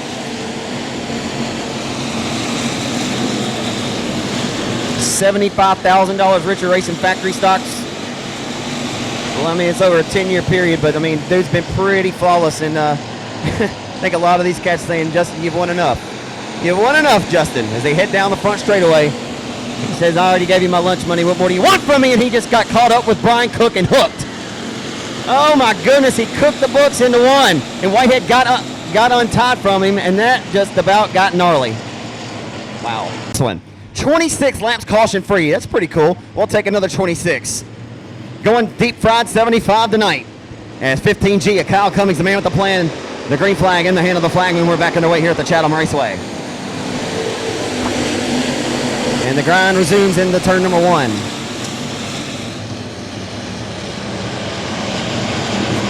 As Cummings down the back straightaway has the race lead by car length as Whitehead still rolls second.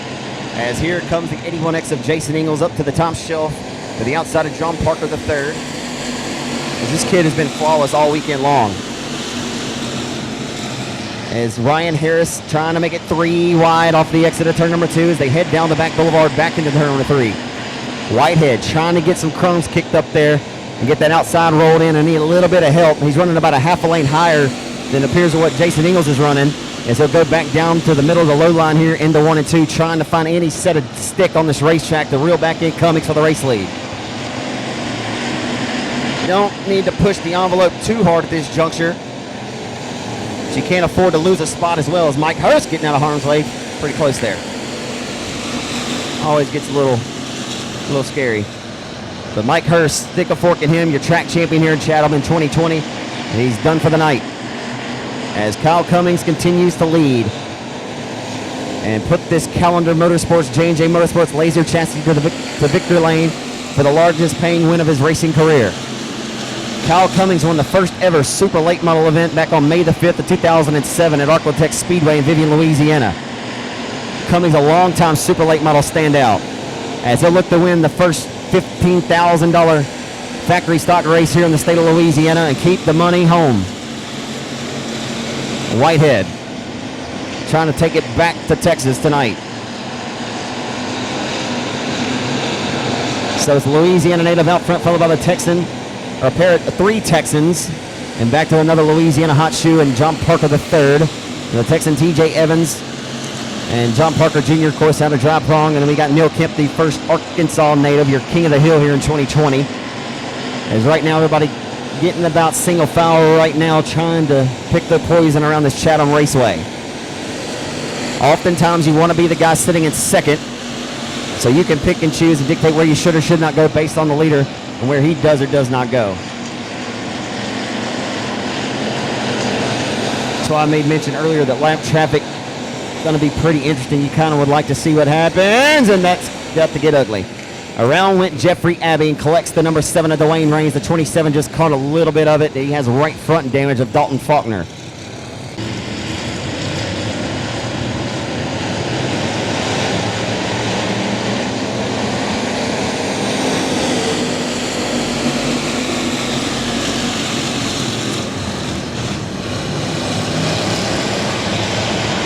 Restart getting a little hairy here. We're working lap number 34 when we're back to the green flag.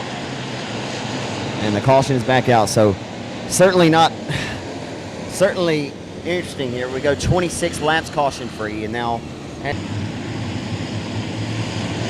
on lap number 34 of this 75 lap main event, we go back to the grind, and they punch the time clock, lace them up, and go back to work. As it continues to be all the drivers who started this race inside of the top 5 that still stand there as of right now. As Jason Ingalls now starting to apply pressure. One thing Ingalls, and you could say for Whitehead and Cummings raced 50-lap races week in and week out when he was a late model competitor on the 79 Professional Racing Series Tour. Whitehead is obviously very well versed in these big paying factory stock events. He's ran quite a few 50-lappers. As we're going a 3/4 of a century grind tonight. So they went the half-century grind, but we'll see who can make that extra quarter tonight. As they work off a tee down the back straightaway. I think the only driver probably in this main event that has made more than a 75-lap race, if that plays any kind of factor, just kind of experience of being in a race car that long. And these factory stocks don't handle anything comparable to, I guess you could say, a late model, obviously. But Ricky Ingles, Kyle Cummings at the Pelican 100 at Arclotex all have been 100. None of these drivers have ever gone 75 laps. That may be something to consider. But with a break, it's a reset, and you get to start it all over and just shoot for 25 more of them after we put 50 into the books. So anyway, we'll cook the books, then we'll work into turn number 4 this time. Down Main Street comes Kyle Cummings with the race lead by about 3 car lengths over Whitehead and 36J. Harris has disposed of the 81X of Ingles, and again on a Saturday night slugfest, it continues to be the Crosby Texans showing up and showing out. Ryan Harris has turned a lot of heads here as of late, and he's been nothing less than impressive, and he has worked his way onto the podium in 199. As Ryan Harris sits third, as behind him, Ingles, maybe he's slowing down, and I'm telling you right now, Neil Kemp has worked his way into the side of the top 5. Still Neil has it on his mind. It took him until lap number 44 of the 50-lapper at the Boot Hill Speedway to win $10,000, disposing of Justin Whitehead. He's going to have to get around his good friend again if he wants to win this 15 Gs tonight. Let's not forget, ladies and gentlemen, second place still pays $5,000. It's a pretty good chunk of change. You got to give many props once again to Jerry Hobson, the Hobson family, Brandon Hightower, and all the folks who elected to put this race on. I'd love to see a lot more support in the future for this racetrack. It's really a nice place. I need to put a little bit more respect on this place. So down the back straightaway into turn number 3, it continues to be Kyle Cummings into turn number 3 as Whitehead trying to hold back the advances of 199 Ryan Harris. Harris continues to try to pick his pocket. Can't get the job done yet, but he is coming in. Harris, maybe the fly in the ointment tonight. Oh boy, here comes Winnigan Hennigan from a C main tonight. Chris Hennigan up to 5th. Hello, Neil Kemp. And goodbye, Neil Kemp. All for 4. Winnigan Hennigan trying to live up to his moniker as he just won $2,500 at the Rev 2 Saturdays ago, and Harris applying pressure to Whitehead once again off the exit of 2. It's heating up at the Rev, but we still got a long way to go yet. Had a little bit of a fender bender here on the front straightaway at the tail, bottled up the tail of the field here. May allow the front of the field to catch the tail end of lap traffic sooner than expected, but there's still a straightaway behind as Kyle Cummings exits turn number 2 as the tail end rolling into 3.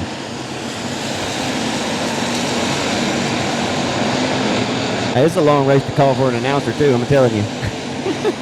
But I'll tell you what, I'll call a 150 lapper if I had to.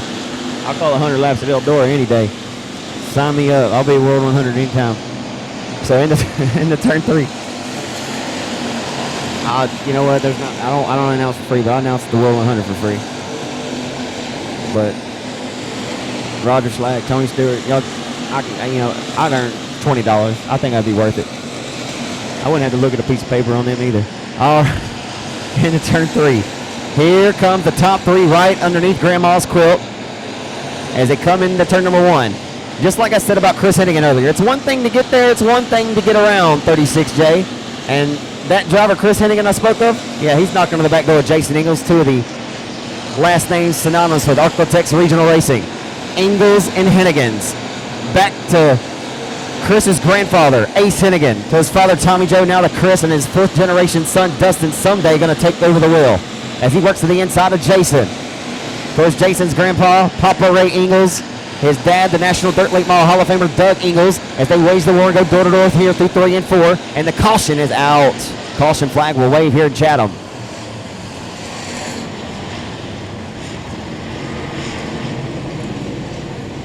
Wow. So we have got 50 laps scored of this 75-lap affair, and I think it's been a pretty good one. Let's get ready to rumble because he has it copyrighted. I don't give a damn. Let's get ready to rumble!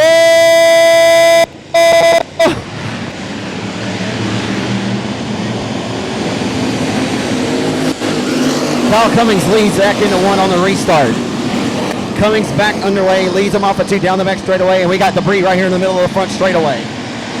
Debris on the middle of the front boulevard.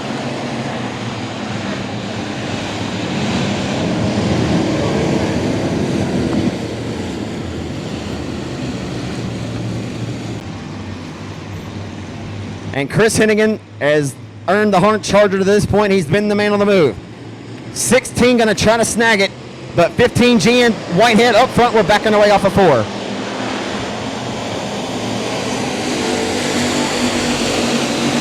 Back into 1. Whitehead keeping the 15G. Honest is the 199 of Ryan Harris right there, tucked in toe to the inside. Down the back boulevard, Hennigan up the 4th. Hennigan is digging. Uh-oh. Here comes Chris Hennigan. It's amazing. It took Chris Hennigan 3 years to get his first win for Tommy Mercer. He's finished second to the 36J car in these big paying events with commas in it 3 times. And he finally sealed the deal and won at the Rev 2 Saturdays ago for a $2,500 payday. And he very well could go back to back. He's from 16th, trying to take 3rd away from the 8-time Cajun Classic winner, Justin Whitehead, into turn number 1. Oh my goodness, Chris Hennigan is set on kill tonight.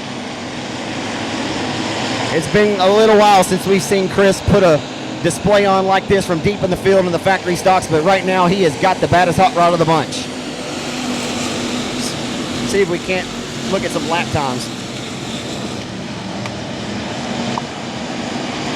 So Chris Hennigan just turned a 17.789. Whitehead turned an 18.2. So that is quite a few tenths quicker right now, as Chris Hennigan undoubtedly passing the eyeball test. At last time by, he was the 2nd fastest car on the racetrack. And here comes Ryan Harris for the race lead. Ryan Harris. So Whitehead is going backwards now. He turned an 18.2 comparable to Chris Hennigan's 17.7 that last time. Here comes Ryan Harris for the race lead. It's heating up at the Chatham Raceway, and Chris Hennigan going to try to pick both of their pockets and get the Walmart special. And this has been a Donnybrook tonight as they work off of 2 down the back straightaway into 3. The 3 line back here for 4th, 5th, 6th, and Chris Hennigan selling it up top. Off of 4, a little bit of slight kiss to contact, a little bit of right side romance. They head down the front boulevard, and Chris Hennigan is up to it tonight. He rolls into 1. The Marshall Texan trying to go from 16th to the race lead in car 16. This has been an unbelievable display.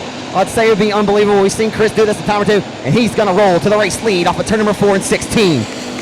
Kyle Cummings, 2 former Open Modified standouts, and 2 names that are long rooted in the rich racing history around Northwest Louisiana and East Texas. The son of Rusty Cummings, Kyle Cummings, and Chris Hennigan tonight are going to wage the war off of turn number 4 down the front straightaway. Chris Hennigan still leads. He's taken the lead and led the last 2 circuits, and he'll dive it off into 1 using that middle line of the racetrack to his advantage. The momentum rolling for 16 right now. Tommy Mercer paid $1,100 for 2 more cars to get into the show, trying to make all his money back in a smart gamble tonight as he bets on his driver each and every time he straps in. Lee Patton couldn't race his way in, but he felt pretty good about his odds with Hennigan going to victory lane. From 16th to the lead, Chris Hennigan trying to do it again as they work this time off of turn number 4 down the front straightaway into turn number 1. Chris Hennigan, the 2008 Cajun Cruiser Classic winner for $5,000. So this would be the largest win of Chris's career, money-wise for sure, as he heads into 3.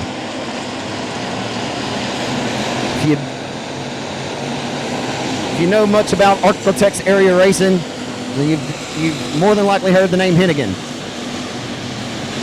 And what all he's accomplished. Still said, Chris is still a modified driver through in and throughout. He still has that IRP OS1 chassis. The 2-time US MTS mod winner on the national tour. Many folks have oftentimes said that if Chris would have been given an opportunity, he would have done big things.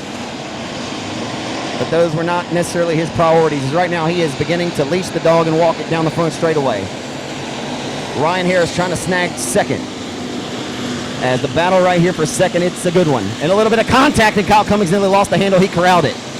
Cummings nearly lost the handle, and Chris Hennigan is putting on a clinic now. As the clock will tick here off of turn number 4. And the 7 of Dwayne Raines will get disposed of here as Chris Hennigan executes and works that number 16 car flawlessly down to the bottom in turn 1 and 2. And we got one coming around to the bottom of 4. He's out of harm's way. He'll pull back onto the speed plant. It's going to be Mark Underwood Jr. and will stay under the green flag. And it'll be just a matter of time here before Hennigan reaches him. As Ryan Harris has separated himself, and he appears to be gaining on Hennigan pretty quickly here. And that could be the fly in the ointment right here as Mark Underwood Jr. If it impedes Chris's progress, ever so slightly, it's going to allow the 199 as long as he doesn't get held up by Dwayne Raines. And he will get held up. Get out of the way, Dwayne Raines. I mean, Dwayne Raines holding Ryan Harris up, as Harris may have the fastest race car on the racetrack right now, but that's a part of it. All factors to consider, as Ryan Harris may be closing and has one of the best race cars right now. Chris Hennigan's last time by is 17.84, and Dwayne Raines still pretty quick. He's running a 17.9, but he's getting ready to get put down a circuit. So a 17.94 to Chris Hennigan, 17.84. As just now Ryan Harris able to dispose of the 7 and put him down a circuit. Race with him far too long as he was trying to run down Chris Hennigan for the race lead.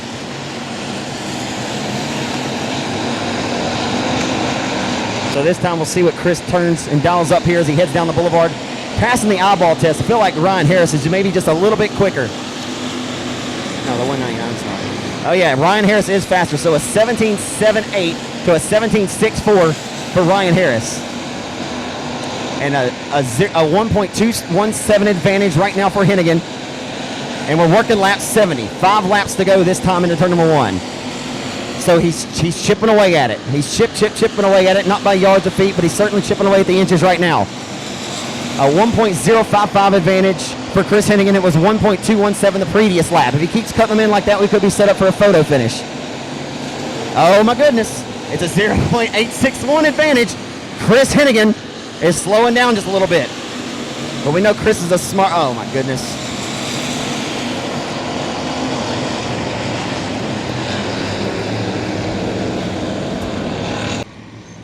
I imagine he's about to give it hell and try to separate himself from Ryan Harris. Who's it going to be tonight, race fans? Chris Hennigan from 16th to the lead, out front in 16. And the showdown, 75 for 15 G's, is back underway here at the Chatham Raceway as we hustle back into one on the restart. Cummings just drove it in deep on the back of the bumper of the 199. Oh my goodness, it's close. They're tighter than the top string, and the Texas fiddle knows to tell right now as they roll off at turn number 2. It still continues to be Hennigan, who's rolling like a yo-yo with no string. Here comes Ryan Harris. Oh my goodness, with 3 laps to go now underneath down Main Street in the 1. And Ryan Harris knocking on the back door, trying to get the biggest win of his career. Down the back straightaway into 3. He is going to have Chris Hennigan sweating bullets. 2 laps to go this time by.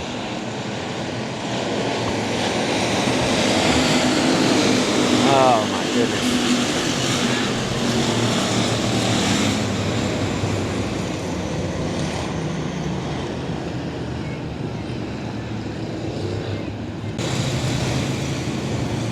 Apparently we're going single file here on the restart as we get back underway here.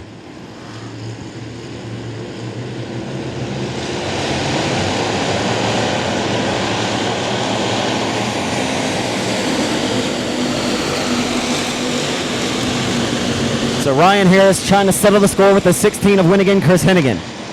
As Hennigan rifles off the exit of 2, sets his sights in 3, trying to hit his marks. Just a few more and the white flag will wave.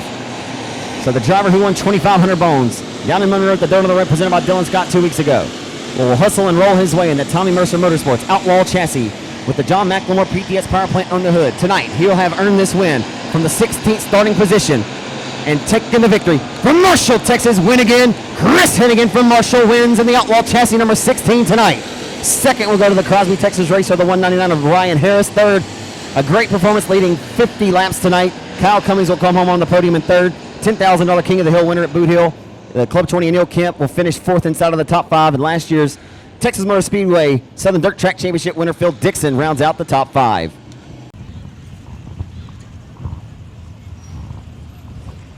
Here he is, folks, from Marshall, Texas. Win again, Chris Hennigan, your winner in 16.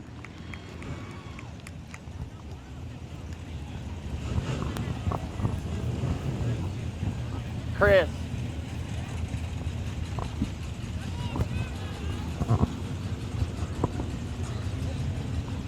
You know, there's this like silly saying in racing. People say, well, you win the first one, the rest come easy. I don't know about that assessment, man. There's nothing easy about this stuff. Tonight, man, you just had a flawless race car, and you used the talent you were blessed with, man. What a performance for the 16 car. 16th to the lead, man. You didn't look back. Ryan Harris gave you some pressure, but what a run tonight for you, Chris. Yeah, it was pretty good. I was taking my time at first, and then all of a sudden I was like, it's time to go, and the car was real good. At what point of this race do you know you had a hot rod? I mean, was it any one of the the C or the B where you know, man, I got a good race car, I can get up there and win this race? 75 laps is a long time. I knew after last night that we had a good car. We changed some stuff today and made it better. And this halfway through the race, I seen how much quicker it seemed. 15 G's, man. You've won the Doug Murphy Memorial, paid $10,000. I mean, it's always special to get these wins. I mean, I'm sure Tommy's thrilled, walked by him earlier, but you've won the Doug Murphy $10,000. But to win a race of this magnitude, I mean, any of these guys could have won this race, man. You come out on top tonight. Yeah, it's his biggest race we ever won, and I'm happy for him because he deserves this kind of stuff. What were you thinking at some point of this race? I mean, at the fuel stop, you were at fourth at the fuel stop, I think, or third with 25 to go. At that juncture, though, Chris, I mean, what do you think what you need to do from your mindset and what you need to do to win this race? I mean, there's some tough guys up there you got to get around. Well, I thought was going leader out front and then double file after that, and I seen I was running fifth, and I was like, that's a good spot to be because on the outside on the takeoff, and when we went double file, I was like, uh-oh, this ain't good. It's got to be fun, too, to race with guys like Kyle Cummings. I mean, you guys have raced mods, and, you know, he's a late model standout. Like I said, a lot of great drivers up there, man. But this thing was flawless tonight. Let's give you an opportunity to thank all the folks who help you out. Tommy Mercer and his wife, they do a lot for this racing. And Shane, Phillip, the whole crew, everybody down here worked hard on this car this weekend. And Southern Roofing, Justin Whitehead, he helps out a lot, Outlaw Race Cars. I don't know, I'm probably forgetting somebody, but a bunch of people work on it. I ask you this real quick. Would you cash in all those second place finishes, them close ones, I guess the 36J, would you cash all them in to know that you were going to get this one? Yeah, this is well worth it waiting for this. Congratulations, Chris. You're well-deserving and class act, man. Congratulations. Thanks. Give it up for him, folks, from Marshall, Texas. Win again, Chris Hennigan. I wanted to talk to second and third if possible, but if they ain't nowhere to be around, then...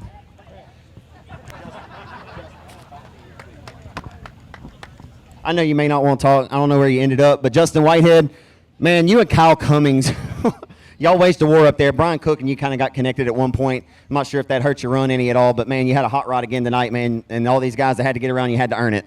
Man, we went over to intermission, talked to Chris, and you can ask him and Heather. I sat right there on my motorcycle. Told him he'd be in the victory lane tonight, and sure enough, he had a really, really fast hot rod. He's been trying a bunch of new stuff for us, and, man, and God, he was fast. He was, and I know this has to equally, thrill you. You may not be in victory lane, but it makes you equally as happy to see your Outlaw race car in victory lane. Oh, yeah, I like seeing that smile on Tommy Mercer's face there. He's a good dude. Hey, man, thanks for a hell of a show. You and Kyle Cummings put on a great display up front. Oh, yeah, it was a good time. Lap traffic got sketchy, but it was awesome. It bees like that sometimes. Great run, Justin. Thank you. Great. Justin Whitehead, the 8-time Cajun Classic winner, comes home inside of the top 10 tonight.